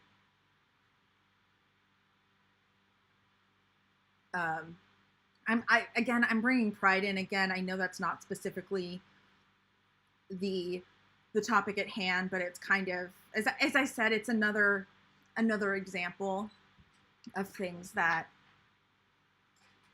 of something that could just get lip service that I don't feel like necessarily is, even though, as I said, I feel like they could do better. And with this collection, I'm just repeating myself. I'm sorry. I was not expecting to talk about this today, so I'm a little nervous. Can you tell? I will also say that not only am I incredibly white, but I live in Portland, Oregon, which is very much not diverse, to put it nicely. We do have a fairly big Asian population, but we do not have a very big Black population. And I didn't realize this for several years, but apparently Portland, Oregon was originally founded as a white supremacy safe haven, which is absolutely lovely, but also explains why we don't have a ton of diversity here. So, because of that, I have not personally experienced a lot of these issues going on throughout my life, and I have had to educate myself. And I know that I probably still have a ways to go, but that is, but I'm doing my best with what is there.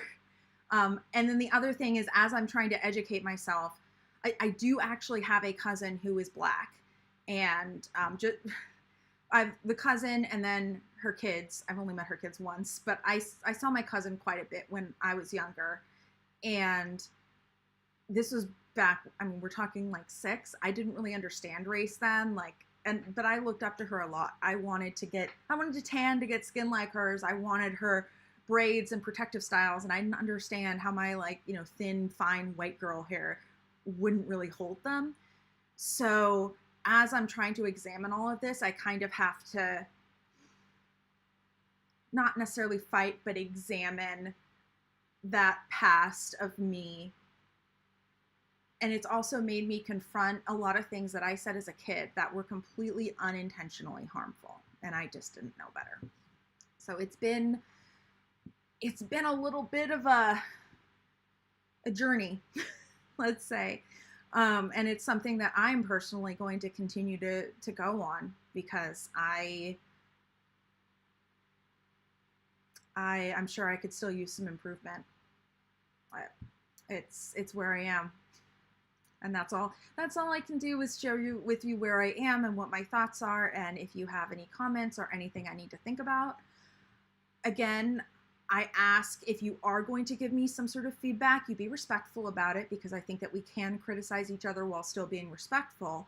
But please tell me if there's something I'm saying that you think is completely wrong, or if I'm completely leaving out a very important factor, because that is a conversation that we need to have. If I'm sharing my views, I know I don't have a very big YouTube channel, but I do have a platform. And with that, I have to, I have a responsibility to, not necessarily responsibility. I feel like I want to at least consider opposing views, even if I decide after exploring them that I don't agree with them. And I don't necessarily say responsibility, because a lot of people say some really awful things on YouTube and on the internet on their own channels. But that's not the kind of place that I want it to be here. Again, I feel like I feel like people can disagree and be polite about it. I feel like you can not like someone and not have to yell at them and be rude in a lot of situations. There are some situations where it gets to that point, but I don't think we have to start at that point. And that's the kind of community I would like to foster on this channel, where even if we disagree, at least at the beginning, we can be nice about it. Hopefully it won't escalate, but if it does, it does, but at least we don't start there.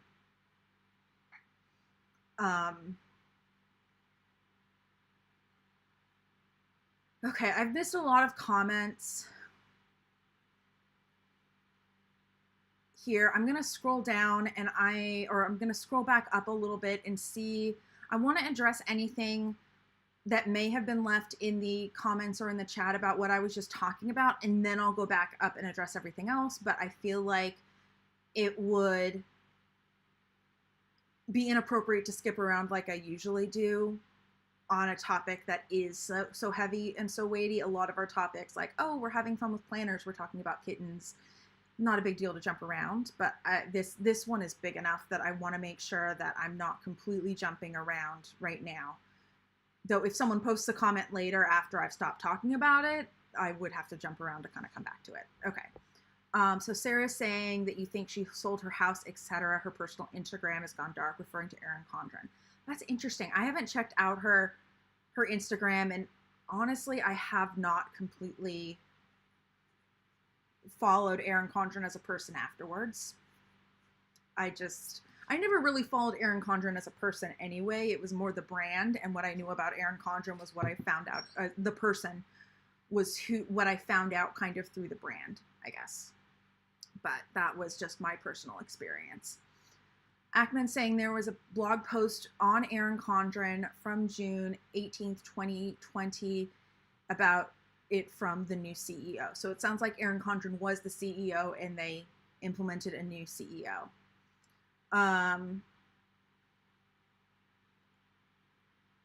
Let's see. Ackman saying, you like Erin Condren products, you do not like the same designs that they always come out with the rose gold, cursive fonts, etc., that they almost never get away from. I agree, and I know I definitely say you should expand, And one thing that I will say that is defending them is that it is important to have a brand identity and like a brand style and kind of a target customer. And I'm not sure if I'm necessarily their target customer. It sounds like you're not their target customer, but typically, but I guess what I'm saying is, well, I'd love to see more variety, and I think they're a big enough and successful enough brand that they can have that.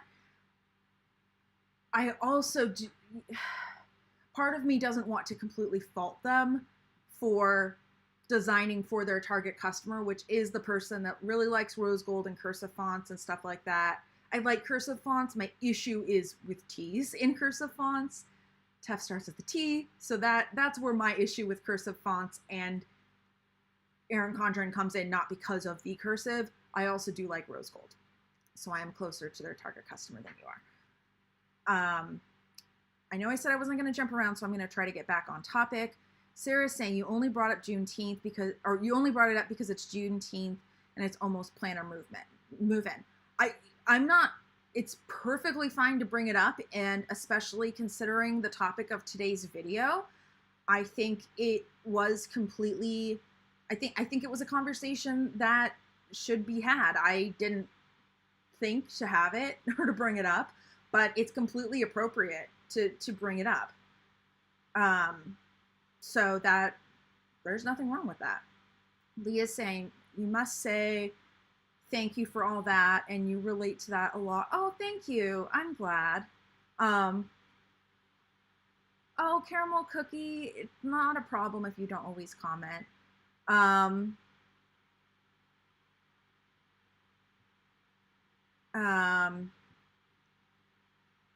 Okay.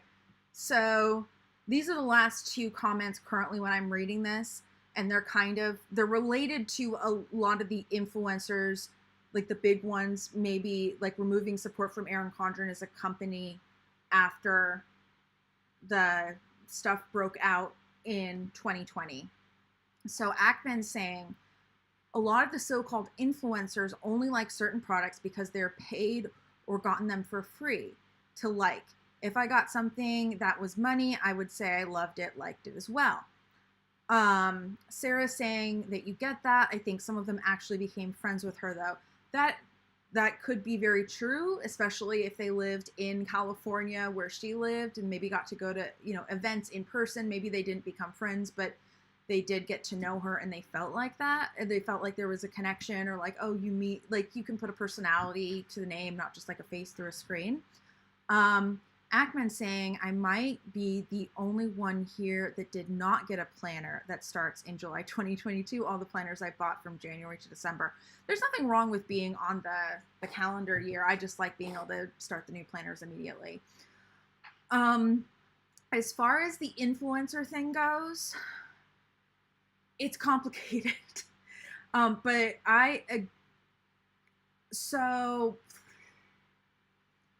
Especially influencers that are full-time but are still relatively new to the game, they sometimes will rely, a lot of them rely on sponsorships to pay their bills, but some of them will end up relying on getting products for review or sponsorship to either give them channel content, or in the case of more lifestyle products, in lieu of having to buy it themselves. So what I'm saying is that some people will flat out say they like something when they don't. Some people will say they like something because they genuinely do like it, but they wouldn't have thought to try it if they weren't sent it for free or sponsored. Some people will say they like something and they would have liked it whether they were sponsored or not. And sometimes their current financial situation can play a role as to which camp they fall into. So I want to, I guess, make that clear from that, not from that standpoint. Again, I mean, a lot of what I like to do here when applicable is kind of like peeling back the wall, or peeling back the curtain. So kind of talking about that. I will say I still get a lot of emails from companies, a lot of like makeup and beauty companies wanting me to do stuff. I'm like, I haven't done beauty on my channel in over 4 years. So obviously you didn't do your research.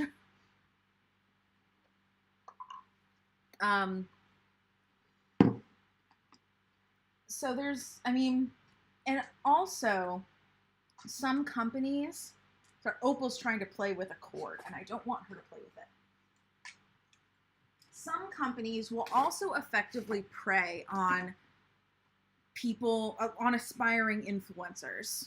And I have fallen victim to it a couple times.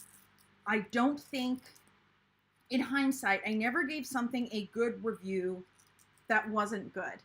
But there are a couple of things that, in hindsight, weren't necessarily the best things, like in the most topical and appropriate things to talk about on my channel. Nothing recent, but the one that specifically comes to mind was back at the very beginning of my channel.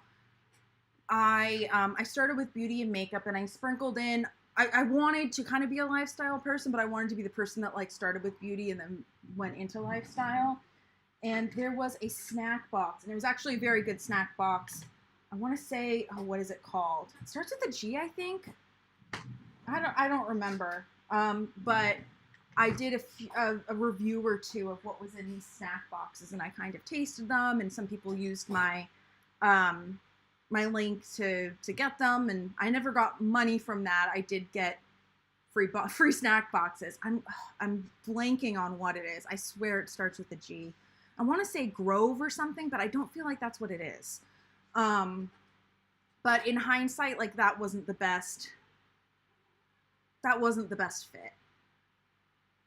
But as I said, when you are somebody who is just starting to get big, I can see how it can be easier to kind of follow the money from a necessity standpoint. And I also will say that from my personal standpoint,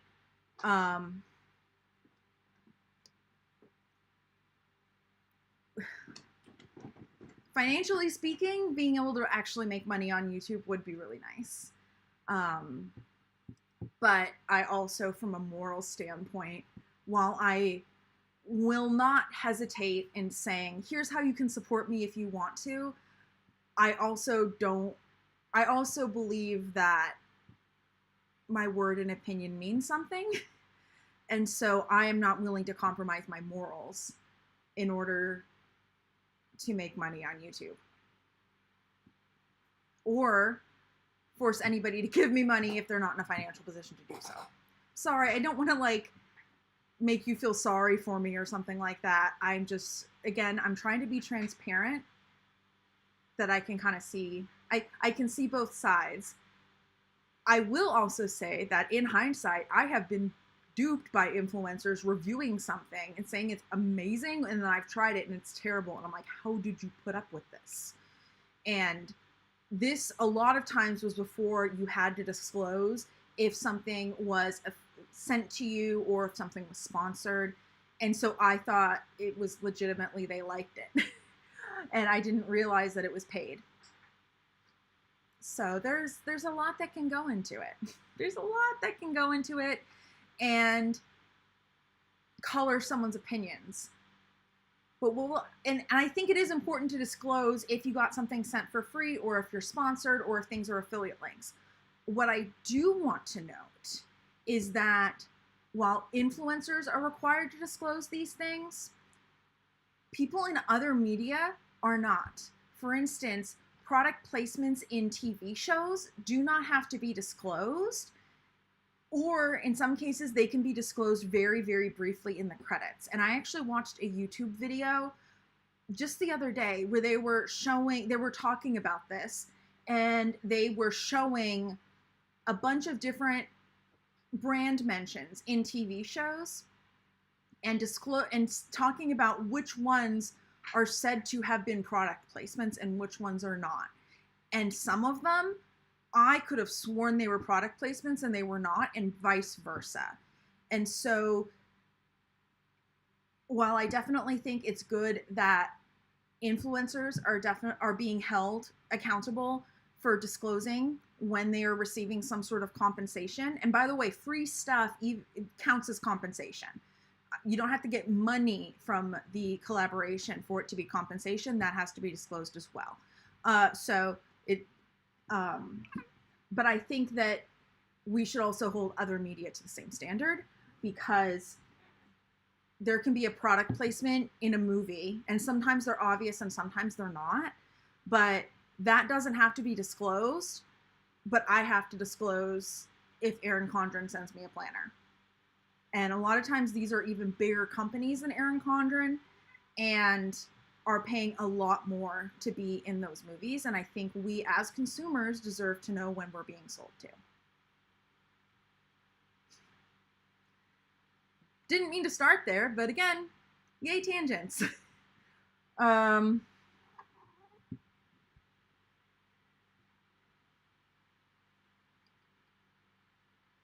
Let's see, Ackman's saying, I'm not talking about any influencer. I have seen some that people that get expensive Harry Potter products to review. Of course, they always seem to like what they get. And they word it carefully when they actually do not like something. Sentences like, I don't have a use for it, but I can see others liking it. Yeah, I have to say, when you are working with brands, you do have to be careful. There was one time when I got a teeth whitening set for review with agreement to do a video. Again, this is back in my beauty lifestyle days, and I was super excited for it. I even went to them and asked if I could get it for free for review. And after trying it, I went to them and I was like, look, if I do a review, I can't say anything good about this. And so I'm gonna have to back out. Luckily, we didn't have a contract. That's the other thing. Sometimes there's a contract, and so these people are legally required to, do a review or let the company review it and have the company take out certain comments or things like that, or they're legally not allowed to say things. So there are a lot of other things that go into it that are beyond just brand relationships with brands. And I mean, I've said before, like, I don't want to get Erin Condren mad at me, and I'm very lucky to have a relationship with them where I can criticize things where I see appropriate and they don't completely drop me. But a lot of other companies don't give people that luxury.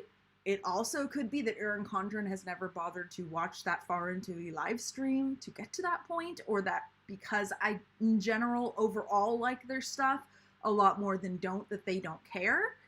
But not everybody online has, for whatever reason, has a relationship with a company like that. But I am one for full disclosure, and I will say, this is a little story I wasn't expecting to tell today, but okay. So a few weeks ago, I asked you guys for brands that I should check out and maybe review or, keep an eye on. So one of the recommendations was Pipsticks, and they make stickers and stuff like that. And so I was looking at them. I signed up for their email list. I think I mentioned this, that I signed up for a bunch of email lists. Well, Pipsticks was one of them. And I signed up and, looked at it because I was recommended it. And then I realized that the platform that I use for affiliate codes for Erin Condren, which is called 𝗫𝗄𝗄, is also the platform that Pipsticks use. So they're basically just a go-between to do affiliate programs and take care of the administration part of it. So I figured, I'm here anyway. It's not very long to sign up. I might as well sign up for Pipsticks for the affiliate, and then I if I ever end up linking to them, I might, if someone uses the link, I might get a commission. So I do that, and a couple of days later I get a response from somebody in their PR team asking if I'd be interested in reviewing some of their stickers. And I was really ecstatic, and then I realized I have a small Etsy planner sticker shop, and while it is very small, it could be, it technically is a competitor because they sell planner stickers and I sell planner stickers. But I always try to be fair in my reviews, talking about both the good and the bad. And I will say that because I do know the back end of making stickers, one benefit I do have with that is where I am giving criticism, sometimes I can discuss the reasoning behind said criticism. So I disclosed that to them, and I gave them links to YouTube and to my Etsy shop And I said, look, I completely understand if you are not comfortable sending samples to me at this point in time, but I need to disclose this to you. I don't know if legally I was required to, but like on a moral level, I felt like I had to. I felt like it was an obligation. If they were going to send me free stuff, they needed to know about any potential conflicts of interest. And I was very lucky in that they said, we would still love to send you stuff. So I actually have stuff from Pipsticks coming that I'm going to get to show you guys in review. But I forget exactly where that came from. But that's one of those situations where just because you do have a potential conflict of interest or something like that doesn't necessarily mean it's going to be an issue. But if you're upfront about it, then, you know, good things could happen, I guess, is what I'm trying to say. Yes, Ackman, we've been rambling for 2 hours. Nothing new for us. Yeah, for some reason the cats are camera shy except for their tails. It's very weird. I do want to go back and look at some of the comments I skipped over when I was trying to just look at comments for the discussion of Erin Condren in May of 2022 and the controversy drama. I don't know what to really call it, but exactly, but hopefully you understand. So I'm just going to go back.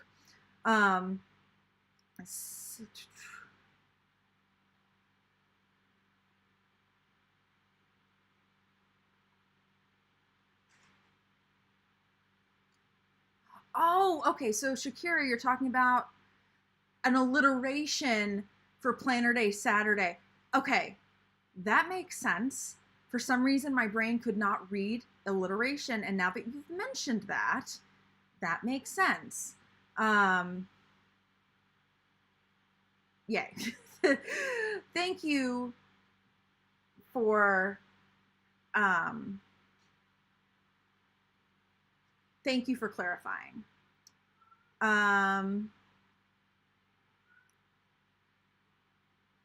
Let's see.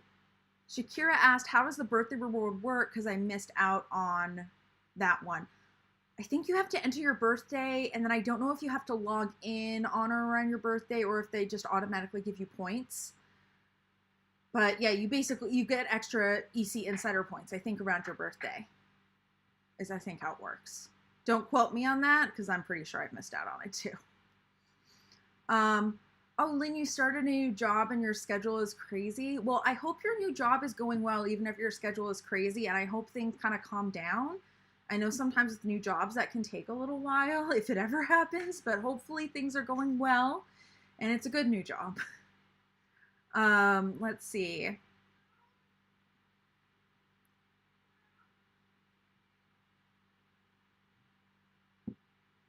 Lynn saying you're not a parent and I would have celebrated my kid's graduation. I know that, so again, we're jumping around because I didn't see this at the time.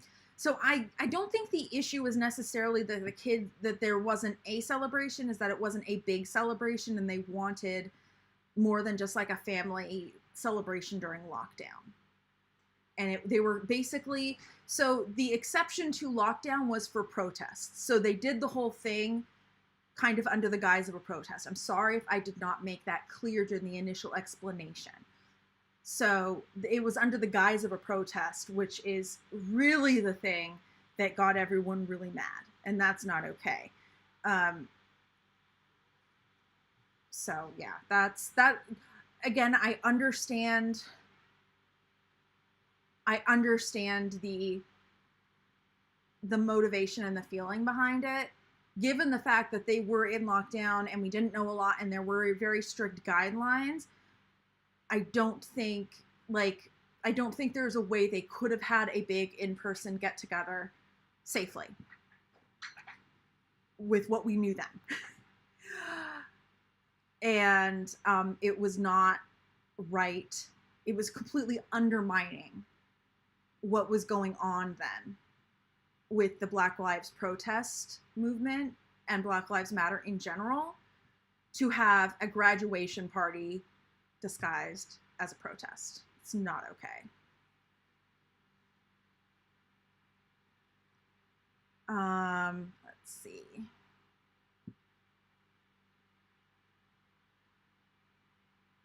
Okay, I think those are more of the comments that I missed. So not that many. There were only like a couple that I ended up saying, so I then ended up getting a bunch of them.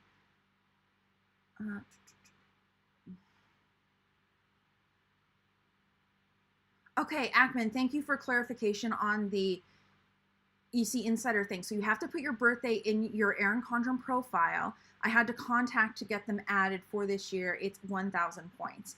1,000 points, if I'm remembering correctly, is equal to $10. So you effectively get a $10 gift certificate on Erin Condren. Okay, Ackman also has a quote.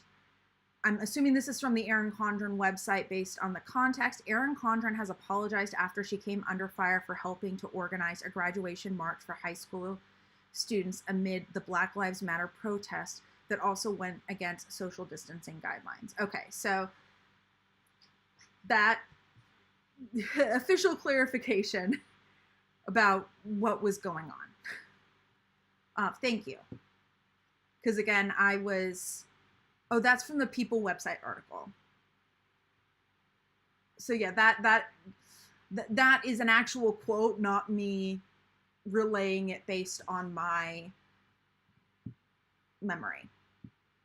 This actually did come up. It was relatively brief during the Life Planner release town hall. A couple of people mentioned that they really missed having Erin Condren during the Life Planner release. And they were asking, I forget the exact context, but I think they were basically asking if Erin Condren was planning on coming back or something like that. And I don't remember exactly, but I think that was the gist of it. And there were some people that, based on their comments, I was assuming were Black, that were affiliates with Erin Condren. And I have seen Black affiliates with Erin Condren, so they are there. It's not like, you know, I don't know. I don't know why I needed to say that, but I did for some reason. But there were some people that brought up that they felt like, considering what she did, that was very uncalled for. Or that they felt like not that it was uncalled. I'm trying to think of the actual context so I can say this as accurately as possible. That something to the effect of like, it was very disrespectful or kind of undermining the whole her stepping back and not being involved in the company anymore as part of that. So I found that interesting. Lynn, can we move on? Yeah, I'm probably just going around and saying the same thing over and over again. It is kind of topical because of what we were talking about today, but again, I don't think I have anything new to say on the topic. So it's not like I'm cutting myself off. But I think this was a very good conversation to have, and it was a conversation that I needed to have on my channel at some point. So, yeah. Kitten time from back then. I don't want to go get the kittens. I would have to put you guys on, like, hold for a little while, and honestly, I don't feel like getting scratched up again. I'm sorry. I know I'm being lame. Maybe I should get them. You know what? No, I'm not going to feel bad about not getting the kittens. You can go back and rewatch Saturday if you want to see the kittens. Maybe I will bring them for a little bit on Thursday if I still have them at that time. But remember, they're not just in my bathroom anymore. I can't, like, get them in 2 minutes like I used to be able to. I have to go over to my mom's place, which admittedly is pretty close. But it would take me closer to, like, 10 or 15 minutes to grab them. No camera at your mom's house for a kitten cam? No, Ackman. Sticker designing, Leah's asking. We can do that. I'm not sure how much longer I'm going to feel like streaming, but at the moment I don't specifically feel like going. So we could do a little bit of sticker designing. Let's see. Ooh, let me show you guys the stickers I'm going to get up in my shop real soon. Here, I'll show you one of the listing images. These were in the,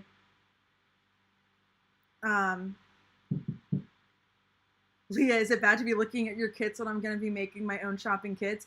As long as you don't completely copy my stuff, sure, why not? I mean, to some extent, it's no different from looking at any other artist to get inspiration, as long as you don't copy them and make it your own. Why not? I do that sometimes. In fact, that is maybe what I was going to have to do today, if, going and looking at that. So yeah, it's not bad at all. Not bad at all. And if you want to, if you're ever looking for an Etsy coach and want to support me, let me know and you can hire me and I'd be happy to help. No pressure whatsoever, by the way. But since you're mentioning that you're going to be making your own shopping kits, I thought I would throw that out there if you ever are looking to hire a coach. That is something I do and have done in the past. And thank you for not copying. As I said, you can take inspiration as long as you make it your own. Okay, so because we're talking about stickers, I just wanted to show this. So these stickers were in my June sticker subscription box. And lately I've been feeling very unmotivated to really get anything up in my Etsy shop, just like doing that whole process. At some point, I really need to hire help to help with this process. That was very redundant. That's okay. But yesterday I told myself I had to do something. So I made all the listing images for these little car stickers, and I have all the images. I just have to like actually post them. And usually that's the fast thing. I was just too tired to do it yesterday. Leah, yes, I did miss your comment about Etsy coaching. But yes, email me. You can, my email, if you didn't find it, is 𝗀𝗵𝗵𝗔𝗪@gmail.com. We can do that. I mean, I'd kind of prefer if we do it directly, but I also sell coaching through the website 𝗪𝘗𝘗. I think it's, what is it? 𝗪𝘗𝘗𝗫𝑖O, I think is what it is.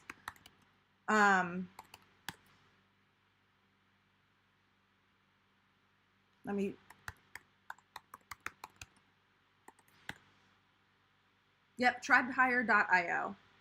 If you want to check that out, or we can just do something custom based on what you're needing. It's just that they take a percentage for like facilitating it, and if we go direct, then you're paying the same thing and I get a little bit more money. But it's your choice. I'm not gonna force you to go either way.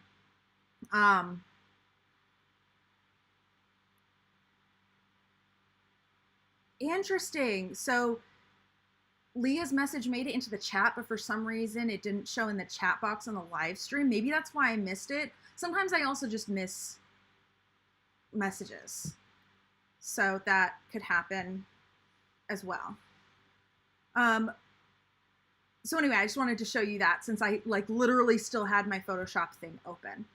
And this is Silhouette Studio. Let me go ahead and resize this so it fits nicely with the screen share. So there are a couple of things that we can do as far as sticker designing goes. If you guys have requests for sticker designs, I could make requests.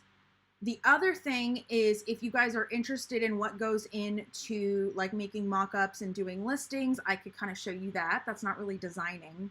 I'm just closing down these files because I'm done with them. You know, I could do that, get a little bit of work done while I'm chatting with you guys. There might actually be a day where I'm like, hey, I need to do this, but I can chat while I'm doing this, so let's hang out and you can watch my, thing. But that doesn't have to be today. The other thing that we could do is we could revisit the compact vertical kit. That is something probably that I would, if we don't do it today, I might do it Thursday, or I might do it both if you guys want to do it today, but that does need to happen. And the last option is we could design full boxes for a kit. But actually, I don't really want to do that. So we can either, if you guys have specific sticker requests, we could do that. We could work on a compact vertical kit. Or if you guys really want to see kind of the back end of what it takes for me to put my mock-ups together and get them into Etsy, we could do that. I'm just closing stuff down at the moment. So yeah, if anybody has a preference, please let me know. And if you don't have a preference, then I don't know. I'll eeny, meeny, miny, moe it, I guess.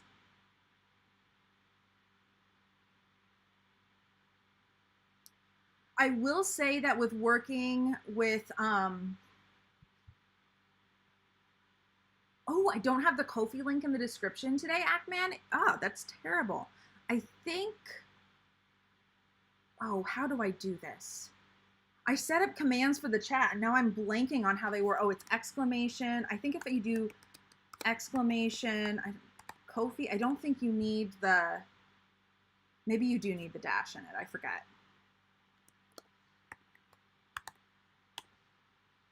It takes a minute for the bot to like process and put the link in the chat after you do a command. So we'll see if either of those work. There we go. Okay. So yeah, I think you have to put the dash in.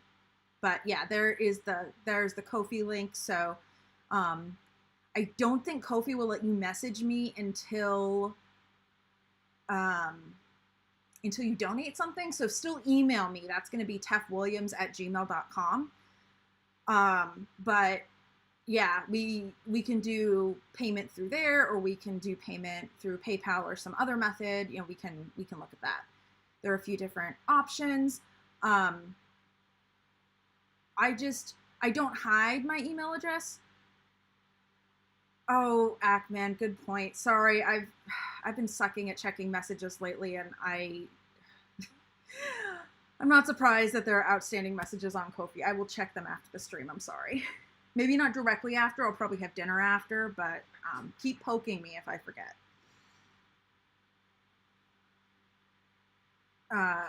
At some point, hopefully Ko-fi will eventually come out with an app so I get a notification, because currently I have to manually check it, and that's part of the reason why I keep forgetting. Whereas with a notification, I can at least keep it up on my screen until I get around to doing it. Oh, it's about the seasonal surprise box, outdated now. I'll still check it. I think I showed this to you guys the other day. These are the files from the kit that went out with my June sticker subscription. Oh, you get a notification in your email. I think what happens, Ackman, with Ko-fi, and this is something I need to change on my end now that you're saying it, I get a notification too, but I have my email set up. I have Gmail, and only stuff that goes to like my primary inbox gets a phone notification. So all I have to do is just set up Ko-fi so it does that, so I get the notification. And you're right, that would solve that right up. Because I get so much email, I cannot always, I sometimes miss stuff in my email, so I have to, when I get the phone notification, even if I don't see it right when it comes through, usually I see it more.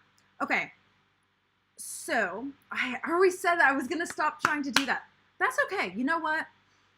I'm having fun today. I am not gonna try to change my vocal patterns today. We'll do that another day. Anyway, I have not seen anybody specifically in the chat say that they have a sticker designing preference, so I think we are going to take a look at the compact vertical kit. And I forget if I think I already created a file for that. Watch me not have, but I have to find it now. So you're gonna see my crazy file system. I've probably shown it to you already. Let's see, I probably put it in the mermaid. Mermaid was the last kit. Yeah, Mermaid was the last kit I designed from scratch. So I was like, I'm pretty sure I would have put it in there. Okay. So far, oh, good night, Sarah. I hope you have a good one. Thanks for joining. So I believe last where we left off for designing this compact vertical kit, I've literally done nothing, by the way. I have been having huge issues with motivation and having to do anything. And honestly, because there hasn't been a deadline for this, it hasn't happened yet.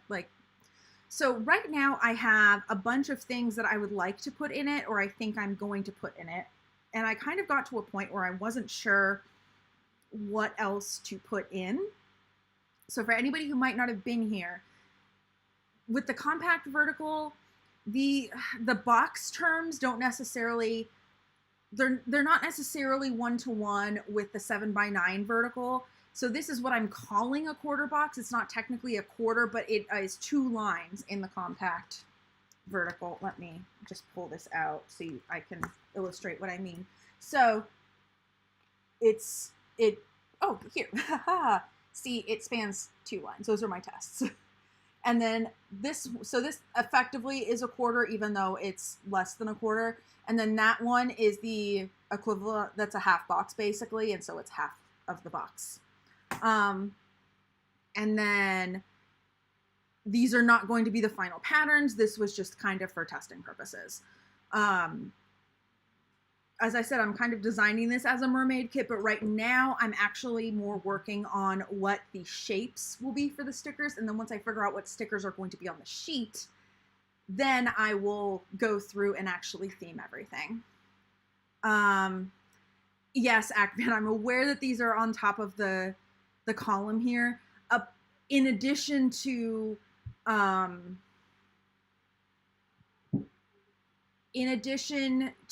not having colored everything correctly yet, this is not the final layout of everything that is going to be on here. Mostly I'm just pulling the stickers in that I want. So we talked last time about using, about doing some sort of thing similar to what I was thinking about. Oh, I'm sorry, I can't really describe it. So I designed monthly kits a long time ago that didn't really end up, I didn't end up doing too much with them. I released, I think, one where it was effectively, they're for the Erin Condren monthly page, and it was like a little box where you could write something in, and then the idea is that you get a bunch of icons with it, and so it's like design your own icon sort of deal, except you didn't need to, it was effectively like, oh, it was effectively supposed to be like these stickers, except the icons and the rest of the sticker were separate. So you kind of layer them on top of each other so that you get, I don't know, I'm throwing numbers out there. You get like maybe 10 of these or something like that. And then you get maybe 20 icons. And so you can use the 20 that work for you versus having to take up more space on the thing. So, I mentioned that I could not pull up that file I used last time for the monthly because I had my design archive with the monthly stuff on an old hard drive that was at my mom's. I have the hard drive back now, so I do not know if, I don't know which file it is, but I'm gonna try to identify it. Right now, I'm going through my files on another page. No, this is not it. Well, this is an older version of it. So in the original version, I ended up going a different direction for the final, but I had circle icons and then they went in there. Well, not the final, this was just an earlier version. So that is not the one I need.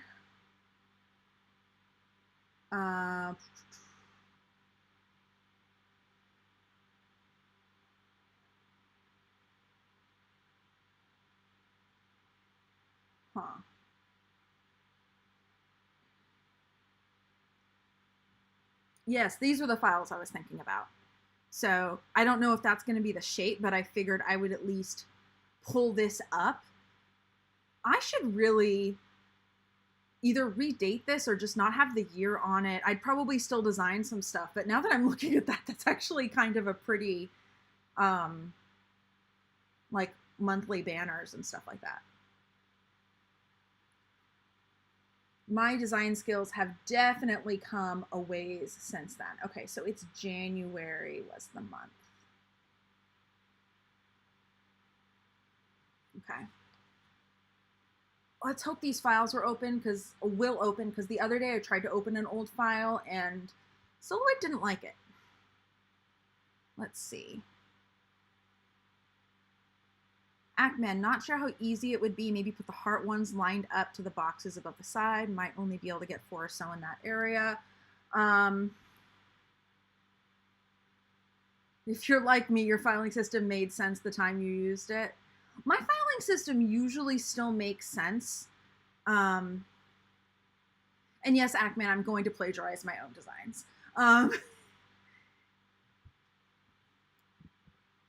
I mean, technically it's not plagiarism because they're my stuff, but yeah. And mostly what I'm going to take is the original files and like the sizes. And obviously I'm going to have to make some changes for the compact vertical. I know you're just teasing me and I'm taking it incredibly literally, but it's my stream and that's what I can do. Okay.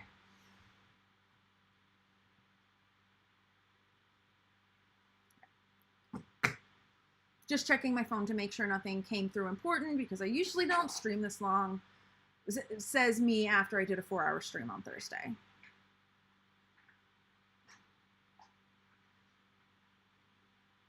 Ugh. Last time it hated me, and when I tried to open an old file, it finally just, I had to end up closing the program. Everything's saved, so it's not a big deal, but it's still a pain. We'll just let it think for a little while, though. I just touched my glasses with my finger as I was drinking my coffee. Probably should not be drinking coffee this late in the day, but that's okay. You know what? Here's what we're going to do. I'm going to let you think on a different screen. You can think on that screen too. Oh, whoa, it's 2 things. Okay. What we're going to do is we're actually going to come back here and I'm going to go to Etsy. And I got to a point last time where I said I had done enough designing without looking at what other people had done for compact vertical kits that I wanted to see what other people are doing to, again, not copy them, get inspiration. I didn't want to do that from the get-go because I did not want to be tempted to copy and not create my own stuff. But because I have some stuff going on already for my compact vertical kit and I kind of feel like I've run out of ideas, I do want to take a look at what other people are doing. I'll probably end up, oh, whoops, sorry. Sorry, I don't want you to see that page once it loads.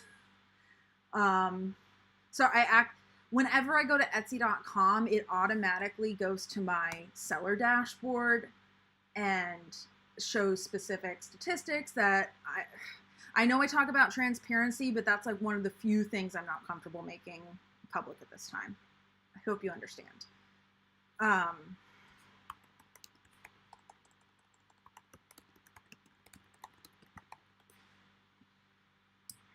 So yeah, I'm at a point where I've done some of my own designing and I feel like I can look at other people and what they are doing and use it.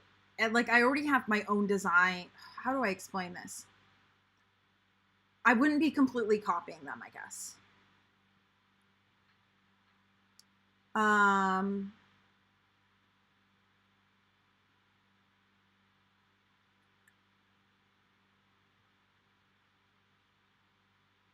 𝗏𝗏𝗏, you said used to watch YouTube. That is in Canada. She started into 8 live streams. To me, it's way too long. Like 8 hour. Oh my God. Leah, okay, it's 8:30 p.m. where you are and you're having an energy drink. At least I'm not the only one. I do have insomnia that I have to deal with, but I also did not have my coffee in the morning and I knew I needed caffeine to stream. So, so for anybody who's out there that watches or that plays Animal Crossing, I'm villager hunting today. So I have spent most of my day staring at a screen villager hunting, and technically speaking, every minute that I stream is a moment I can't villager hunt, and since I don't time travel, my time is limited, but that's okay. Okay, so here is what she is doing. let me actually look at the comments a little bit more.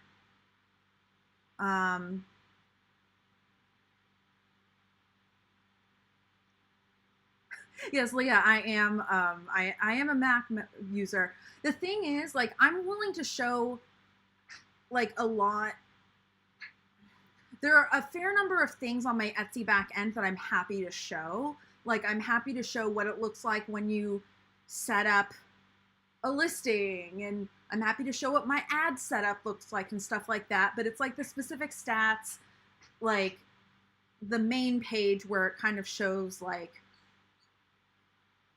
order, basically the stats stuff. So there's a stats page and there's an overview on the main seller page. And because I go to the Etsy shop dashboard so much, when I type in etsy.com, my browser autofills and I have to press delete to go back so that it doesn't, to just go to the homepage. And that's what happened. Okay. So what do we have here? So we have I Silhouette Studios frozen up. I might have to create those stickers from scratch if it doesn't like it. Okay, so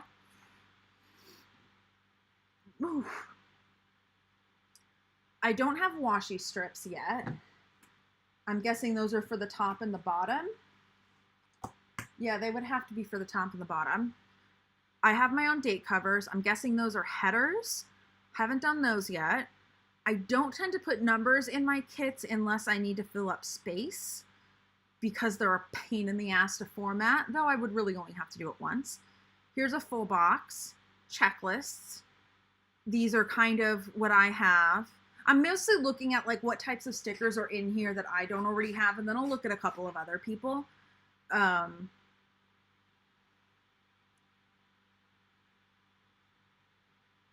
More numbers. This is a weekly kit. Why are there so many numbers? Oh, I see. You can get either or. So maybe some people just like a lot of numbers. I don't know. And it's interesting that it's, am I like completely missing something? How it starts from an 8 and then goes 9, 10, 11, 12, like, I must be missing something. That doesn't feel like it makes sense. Okay, and so I think this is the equivalent of my quarter box. They have little boxes that are just one line. Like, okay, so I don't have those. Different checklists, to-do lists. I don't have a tracker yet. Okay. Leah, yes, Silhouette Studio is a pain. It is better on the M1s. Yay. I don't know how it is currently on PC, but last I checked, which I think was a little over a year ago when I talked to somebody, it was hella unstable on PC. So as annoying as it is on Mac, it's worse on PC, which will be the reason why I'm sticking with Mac for the foreseeable future, because this is the one piece of software that is unstable on PC and not on Mac. And I actually have to use an older version for it to be stable on Mac. I can't use the newest one. Oh no, maybe I am on the newest one now. For the longest time I wasn't. I might be now. I forget. But yes, Silhouette Studio is a pain. But I have to say, I've heard that Cricut is a little bit more stable, but it has so many fewer features that even with the issues with stability, I'm glad I'm a Silhouette user. I did not have the know-how. I did not have a lot of, not the know-how, didn't have a ton, I didn't have the perspective to know from a technical standpoint the Silhouette like was going to have more features. Mostly I was looking at Silhouette and Cricut, and I saw that a lot of the bigger people that I sold stickers use Silhouette, and I'm like, okay. And I got the portrait, and I don't think Cricut has an equivalent to the portrait. What the hell are you doing? Oh, right. Silhouette always comes up on this desktop. So I end up going Silhouette, like literally just following the bandwagon, and I'm so glad I did. Because I have seen so many YouTube videos and TikTok videos like how to prep this file in Procreate or Photoshop to cut stickers on a Cricut, and it's usually something I can do very quickly and very easily in Silhouette, or at least I can do it in Silhouette. Whereas in Cricut, a lot of these things you have to like work around. And then the other thing in Cricut, apparently, is it does not give you the option to say, I want to cut a sticker sheet and I want to cut, like it doesn't allow you to kiss cut the stickers and then cut around the entire sticker sheet. Like do the two different kinds of cuts in one go. Apparently you have to like, I don't know. This is what I've heard from other people. And I'm like, really? That's super easy to do in Silhouette as long as you know what you're doing. Okay, so we are back up with essentially what I needed.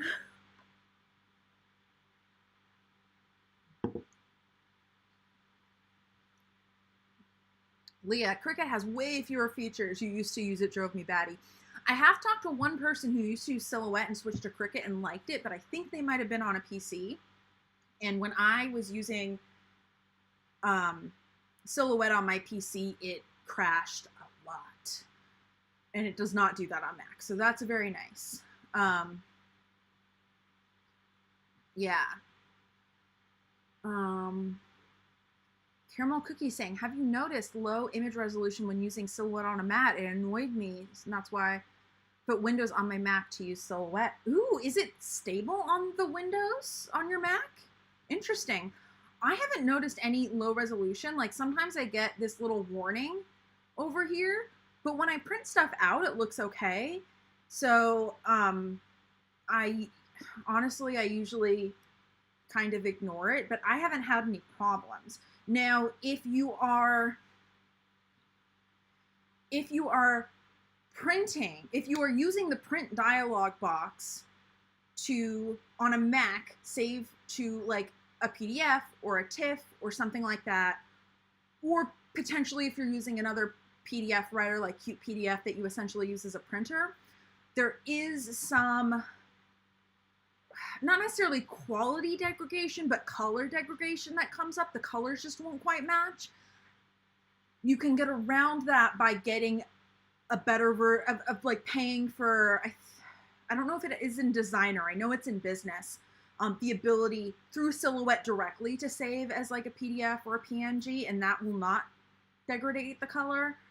But that's the only issue I've really noticed as far as like actually printing stuff out.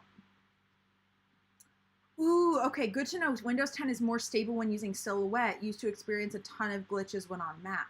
Huh. I have to say there are some versions of Silhouette that are bad on Mac.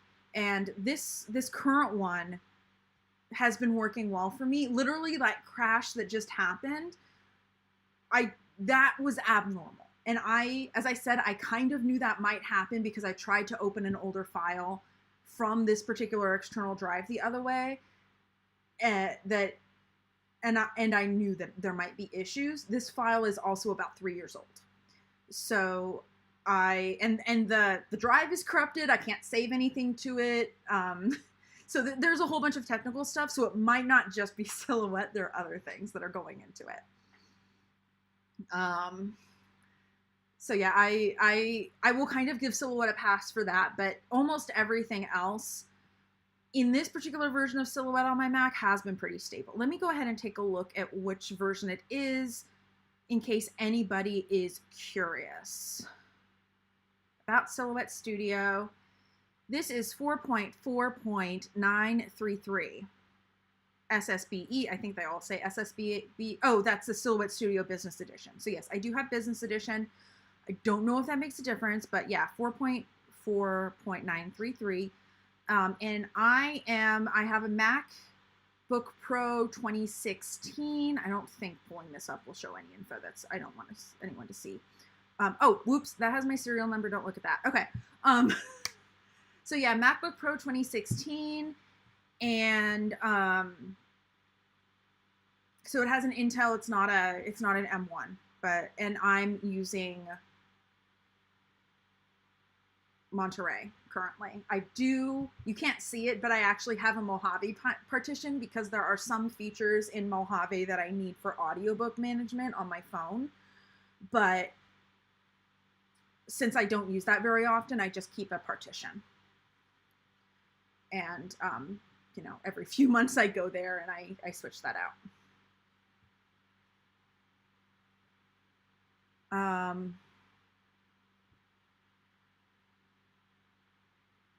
hadn't thought of that. You can design Silhouette Studio and then put it in Cricut Design Space, but not the other way around. Now, Caramel Cookie, I'm curious, have you tried Windows 11 with Silhouette and noticed if there's a difference between Windows 10 and Windows 11?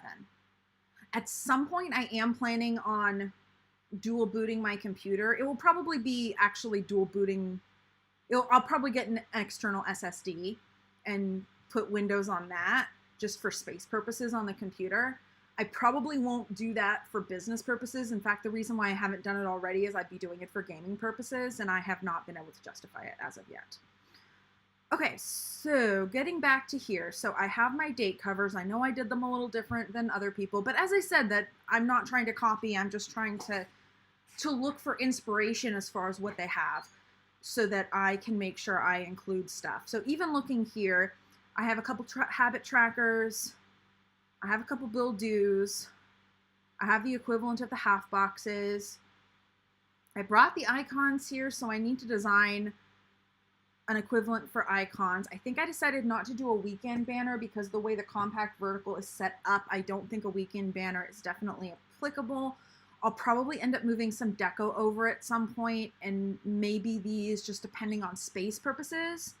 Oh, you can't get Windows 11 on your Mac, so you haven't tried it. Makes sense.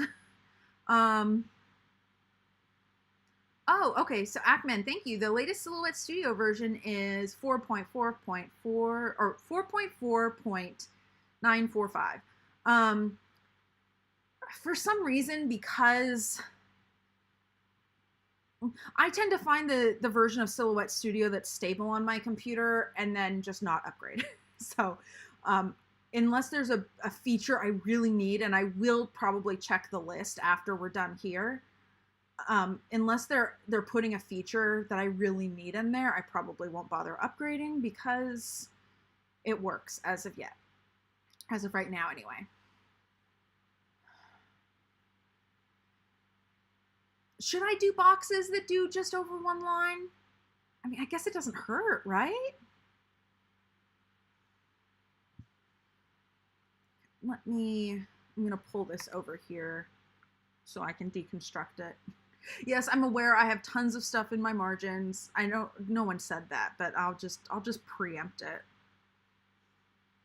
I keep all sorts of stuff in my margins. I don't like deleting things very much. So, did I already measure how tall one of those was? I don't think I did. I am going to grab out a ruler, which is coincidentally an Erin Condren one. Not that it has to be. This one I did get for PR. I can tell you that for sure. Some stuff I don't remember if I got it for PR or not. This I know I did.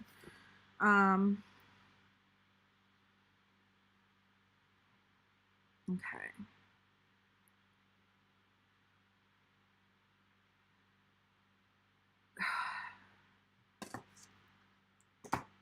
I don't like there. It's not as perfectly like. It's not a perfectly like divisible like quarter or eighth or something like that of an inch, and because inches suck, that makes it hard. So I think what I'm gonna do is I'm just gonna stop it.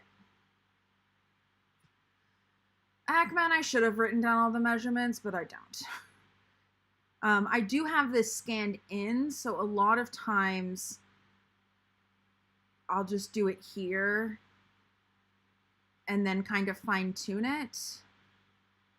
I just don't like to rely on the scan 100% because for some reason, even though it's scanned, like sometimes it's ever so slightly off.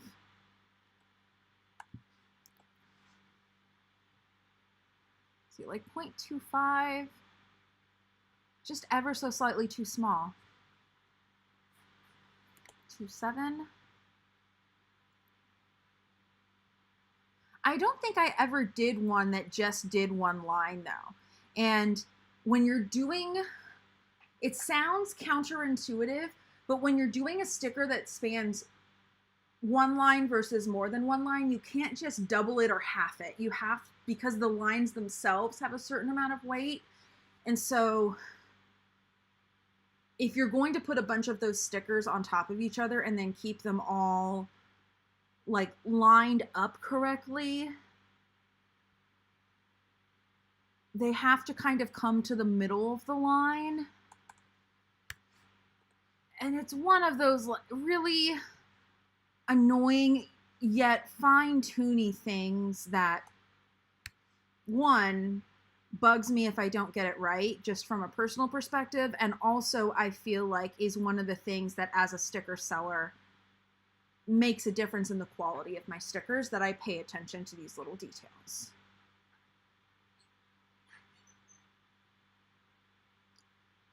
Good point. I could take a look at somebody else's measurements. But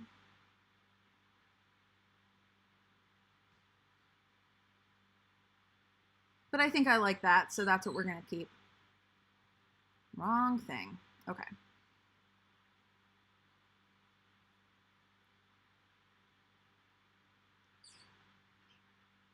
I'm not sure how I'm actually going to design this, though. I don't want to keep flipping back to what other people are doing because, again, I don't want to inadvertently copy them. I want to come up with my own thing. But because it's only one line, there's not a lot of room to go around with a border like I typically would.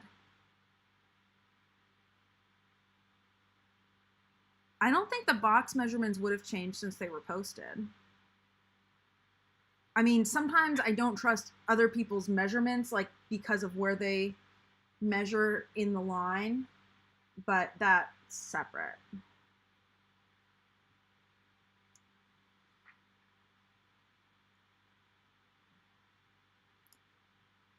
So the problem with doing just a really thin border around it is that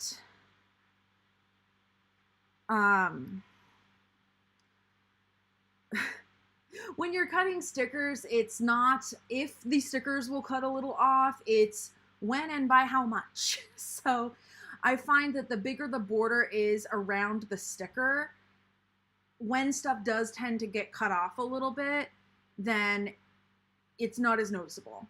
Not cut off, but like when they cut a little bit off center. That's just, I've calibrated my cutting machine so many times, and it will cut perfect on this corner and not perfect on the bottom corner. And so I just, at some point, I have gotten to a point where I've just started factoring that in.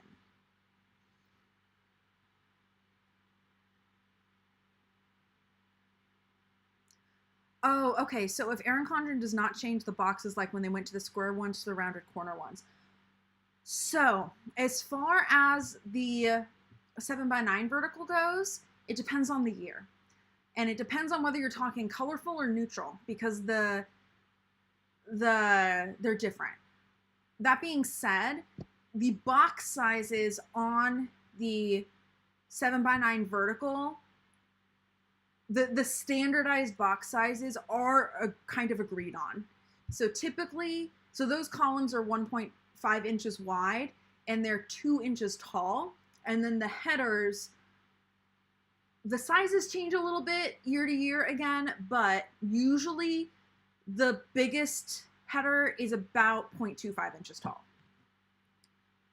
So those I know by heart because I've used them so many times, but I don't know this one by heart. And again, I don't necessarily, because I'm working with such small increments of measure, I don't necessarily trust other people's measurement. Like, it might be accurate, but it might not be accurate to the very center of the line, which is important when you're stacking stickers on top of each other.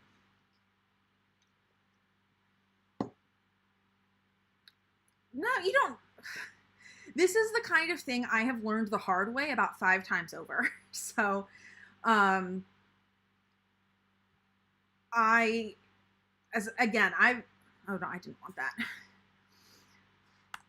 I've spent a lot of time making stickers and printing them out and cutting them and putting them in a planner and realizing I need a really small, like the amount I need to change it is not even measurable on a normal ruler.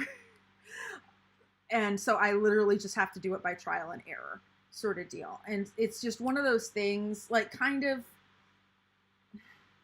like you learn the quirks of your computer after a while.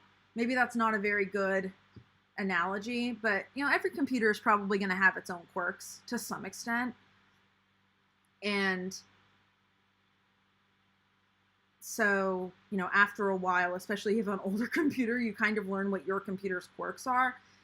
It's kind of like the same thing, except it's not the computer's quirks. It's like the quirks of how stickers would work in a planner. And maybe it's not a good analogy because the same things would hold true when measuring any planner. And it really, it's not as noticeable if there aren't a lot of lines to consider. So like for the Erin Condren, for the 7x9 vertical, for the most part, if you keep in mind the full box size and the half box size and the quarter box size, which, as I said, even though Erin Condren changes the measurements a little bit year to year, generally agreed upon to be the same from a sticker designer's point of view. Almost everything else, there's a little bit of leeway, but I tried to design a 𝗀𝗲𝘁 𝗔𝗪𝗘𝗦 kit once, and I did this whole same scanning thing, and the 𝗀𝗲𝘁 𝗔𝗪𝗘𝗦 on the right side of the page has a grid. And so I'm like, okay, well, 1 square is this, and so I'll just multiply it. And that's when I realized the line weights come in, and it is really annoying for me when something is gridded out like that and the stickers don't fit correctly. The 𝗀𝗲𝘁 𝗔𝗪𝗘𝗦 also has some other issues with trying to size things because the other side is a horizontal and the sizes are not 1-to-1 between the two sides. It was annoying, which is why I don't carry 𝗀𝗲𝘁 𝗔𝗪𝗘𝗦 kits, because they pissed me off.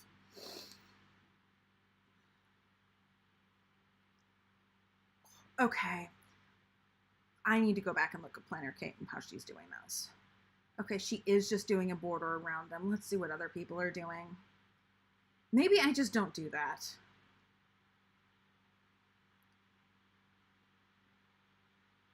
Yeah, I think I'm just not going to do that. Because you know what? It's pissing me off and I don't want to. Oh, but I can see how people would want that, though. So maybe not. Oh. I'm talking to myself. I'm aware of this.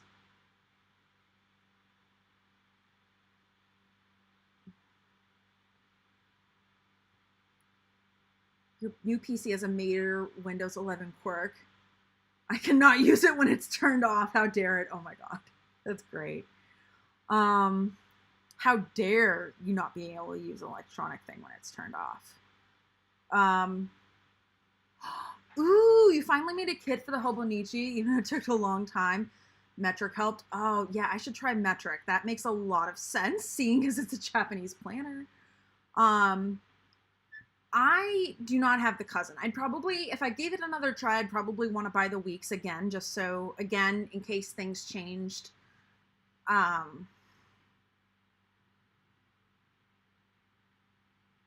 In case sizes changed at all, it would be okay. But, yeah.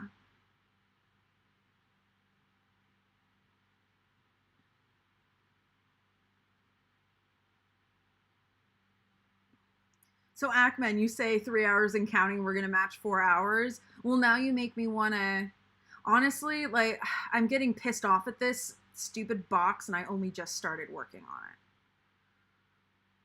it. So I think what I'm going to do,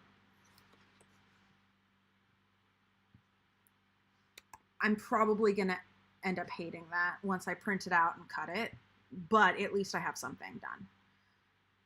And then I need the top headers. So with everything I'm going to do, this is probably going to end up being a 4-page kit. Or maybe I could do a big version and a mini version, kind of like I do for the main for the 7x9 compact vertical.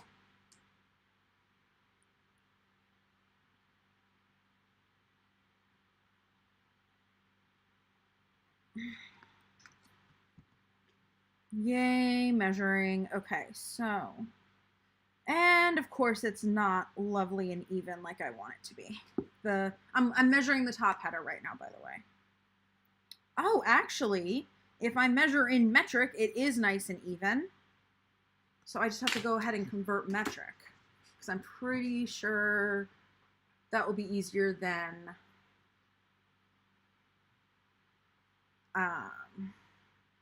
I'm pretty sure that will be easier than changing Silhouette Studio to metric and then changing it back. So I have that, and then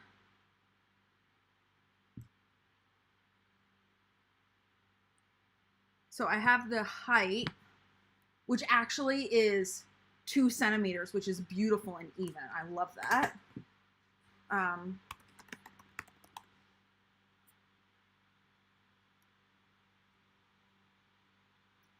Leah, I do not make daily duo kits.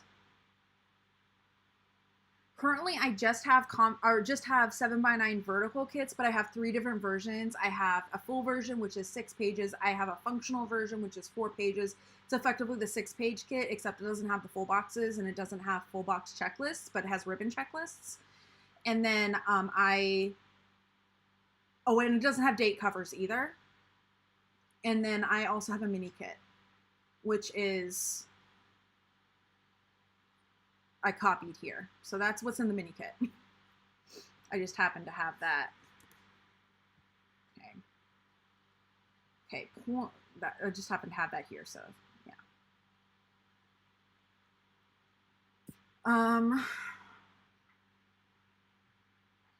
At this point in time, I haven't created a bunch of kits for different styles of planners because the full boxes are a pain in the ass to redesign for different aspect ratios, but I could always do like a functional kits for different types of planners and then just have the full or the mini, or basically make kits with the full boxes for the vertical. I could also just not do full boxes. I don't think I'm going to do the decorative full boxes in this kit because there's not really a good place to put them in the compact vertical. I'm going to include some mermaid or some on-brand deco though, as well as use like some backgrounds and stuff. I honestly haven't figured out how I'm going to stylize everything. As you can see, it's very all over the place when it comes to colors and whatnot. It's just kind of like thrown in there. At this point, I'm just kind of rounding up all the types of stickers I want to put in it, and then I will work on Tetrising them later. Okay, so it's 0.787 high. And then width, I'm probably going to have to change the width because, oh, actually, maybe not. Because I want the width of this particular sticker to line up with the edges of the stickers in the specific columns. So I want it to line up with the edges of effectively both date covers. I'll just put another date cover and I'll measure that. And there's a little bit of a break in between.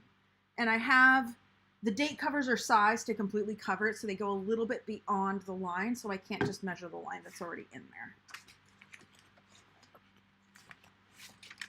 When I design my kits, I like to design them so that they could be used for a no white space spread if one wanted to.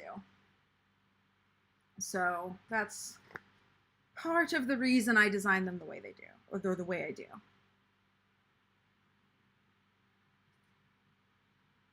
And this is just my, I mean, like, I've been designing kits for years, and this is just what I found works for me. Everyone's going to have their own style.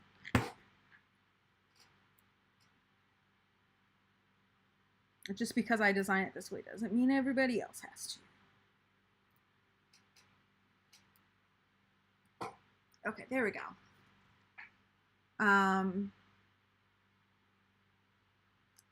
Oh, it does have a option to change inches to metric. I'm just too lazy to find it, change it to metric, and then change it back.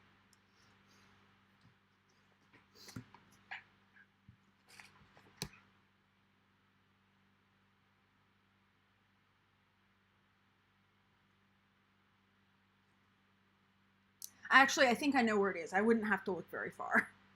I just don't feel like doing it.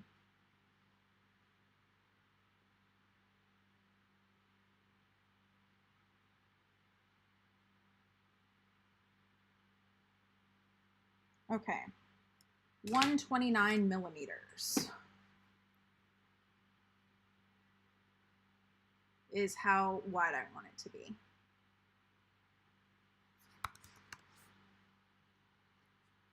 So 5.08 inches. It's technically 5.07874 inches, but we're going to round to 5.08 inches.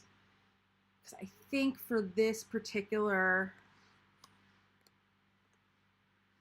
case, it's going to be close enough.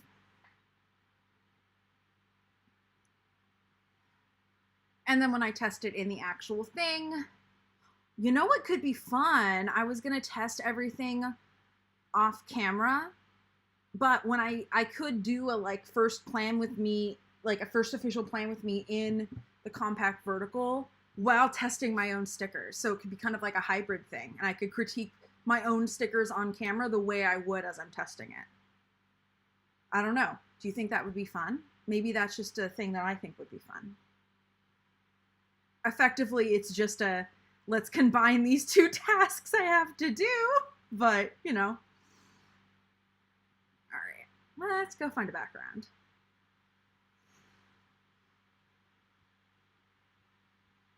Of course, I'm probably still going to change it later. So, but I still want to try to find a mermaidy background.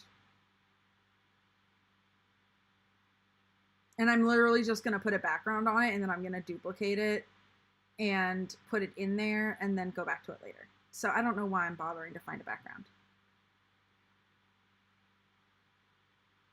Yeah, not that.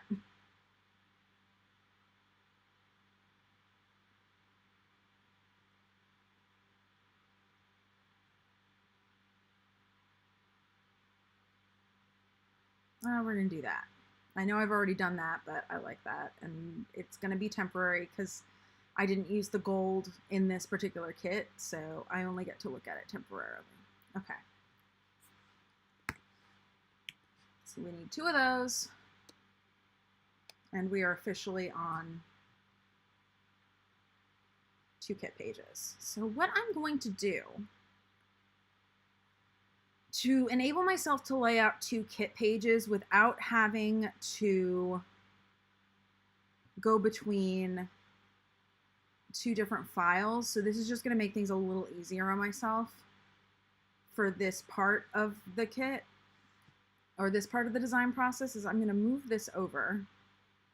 Don't know what that was, but it doesn't especially matter. Oh, I think I know what that is. It doesn't matter. And then what I'm going to do is I'm just going to copy this template for my sticker kits, and I'm going to copy it over there, and I need to move this over a little bit more. And basically, I'm just going to put the second sheet right next to the first one, but outside of the canvas. That way, what this is going to do is this is going to allow me to work on both in the same file without having to flip back and forth. And then once I figure out what is actually going to go on each sheet, I can create another file and copy the other sheet into it.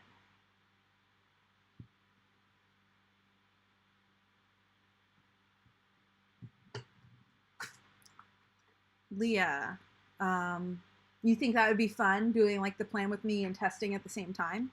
Okay, cool. And I will say, I've also been designing stickers long enough, and I kind of know what I'm looking for when I'm measuring, that a lot of times I can get it pretty close. So that is something I've developed with many years of doing this. And that's why I'm making pretty sure, you know, I'm being careful to measure and all that good stuff.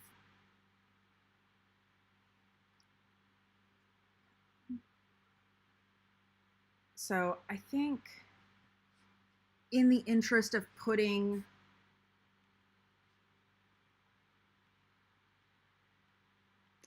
the maximum of what we might want in there, we'll put 7 of those maybe.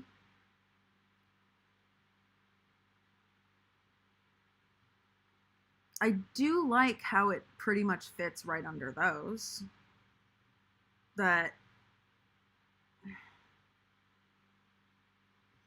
Tetrising of the kit together, I have to say, is one of the most annoying parts. And I would not blame myself if I don't do it on camera, because it's annoying. Okay, we have 𝗫𝗫, we have those. I need a habit tracker. I think, do I want to use that size for the habit tracker? I feel like the habit tracker maybe should be, yeah, let's try too tall. Oh, I should have gone the other way to copy. There we go. Do I have a habit tracker in here that I can just pull in to kind of see what I have previously? Nope. Oh, I do on the other one. Haha. I do like to copy and paste as much of my stuff as possible when making a new sticker, just so I don't have to reinvent the wheel. So that's why I always look at something else I could base it on.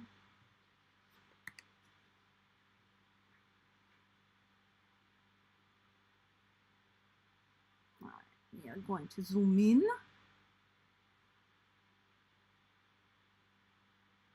All right, so I think the first thing I'm going to do is I'm going to pull these 2 out, because what I want to do is I want to group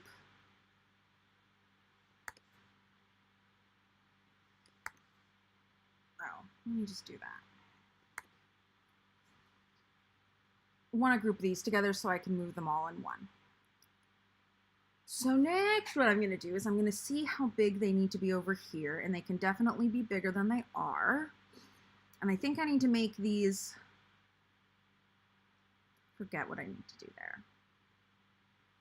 Huh.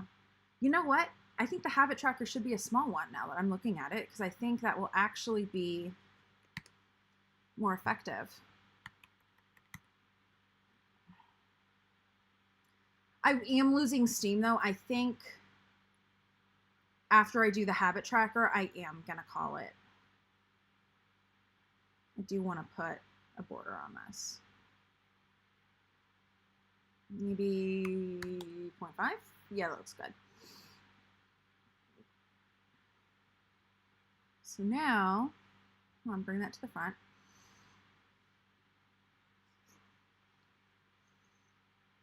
Yeah, there we go. Okay. So what I'm going to do, I'm going to see if I can, I'm either going to make that a little bit bigger. Nah, that's a little bit too much. Oh, actually, here's what I'm going to do. I'm going to make a copy.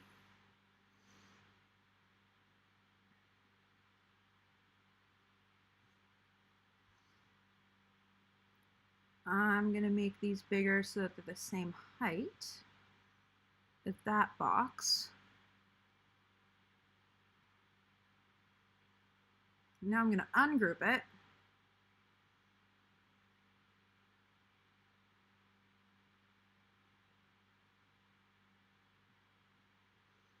And I'm going to group each little box. If it will let me, I'm going to group each little box with the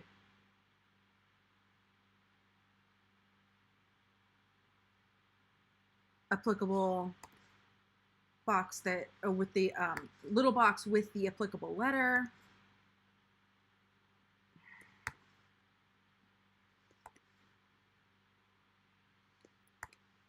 So that they're not separate. And then what I'm going to try to do is I'm going to try to put less space in between them.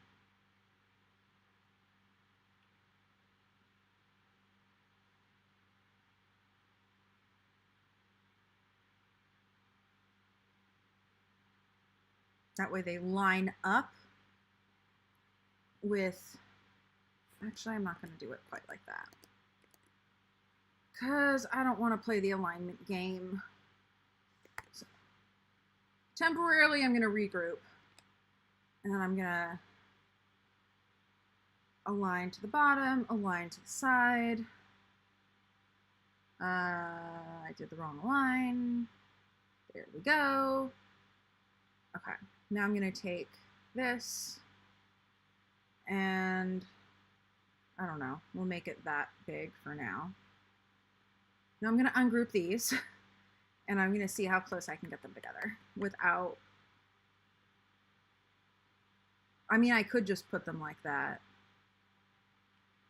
In fact, I might have to. We'll see. Ooh, whoops. Friday came ungrouped.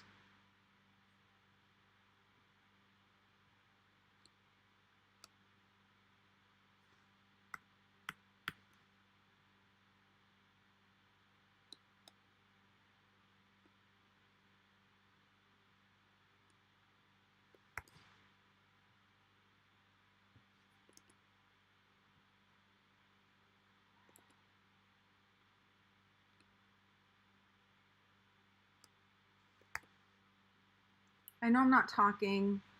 Yes, yes. Technically, it's Command Z on a Mac, by the way.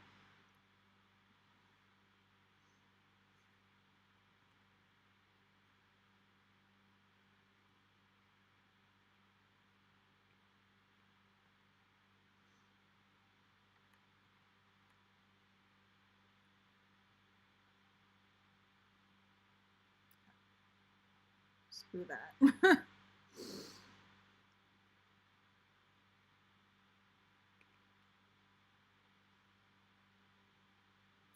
Here's what we're gonna do. I'm gonna do this the fast way.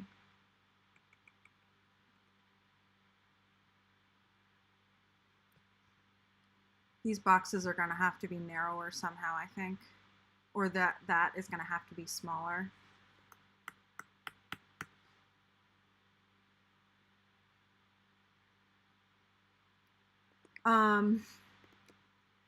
Yes, I mean, I got a Mac in, come on, go back.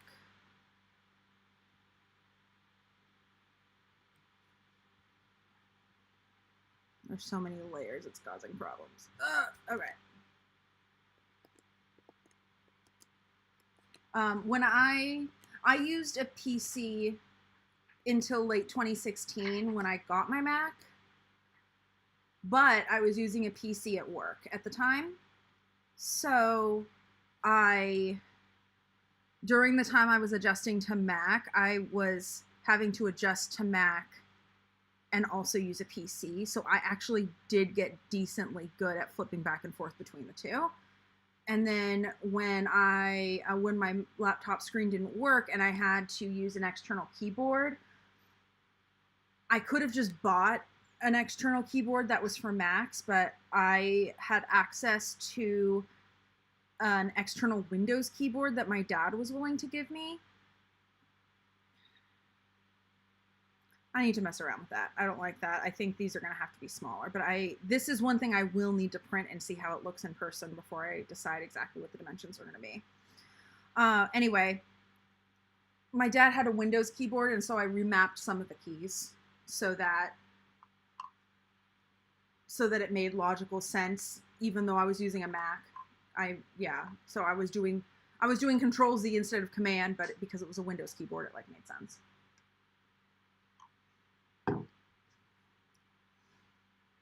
So yeah, I know I said oh, I'm so good at this and I don't need to test everything ahead of time. Yes, I do. I am going to have to print this out and see exactly how tiny that margin is around it. I'm worried that with such a small habit tracker, such a skinny habit tracker, there's not going to be enough room to write, but I'm also afraid that with a bigger one, it's going to be hard to make it look nice, I guess. That could just be my brain being fuzzy. So I think I am going to call it here because Well, I'm not actually feeling overwhelmed or overstimulated at the moment, but I do want to get to a point where I don't stream until I'm feeling overstimulated. So yeah, that is, I'm just gonna, ooh, good point. Just make the boxes big enough for the EC checkmark pen. I don't have the checkmark pen. I need to buy it though. But that is my excuse. So, but yeah, that's a very good point. I should make it. So yeah, anyway, I will probably continue to work on this on Thursday's stream unless something else comes up between now and then that I feel like is more important or more interesting, or I just feel like doing more. So yeah, definitely come back. Again, I stream Mondays and Thursdays at 4 p.m. Pacific. Sometimes I stream other days, like on Saturdays, but I don't guarantee all that. So yeah, if you do want to get notifications when I go live, make sure you subscribe, hit the little notification bell, all that good stuff. Again, I do want to remind you that all the links that I talked about today are in the description box, including the Black Heritage Month collection from Erin Condren and the artist's Instagram profiles, as well as where you can buy their artwork separate from Erin Condren, and also my Etsy shop, if that's something you are interested in checking out. I think that is it. So finally, for once, I'm not going to have a super wordy farewell. Goodbye.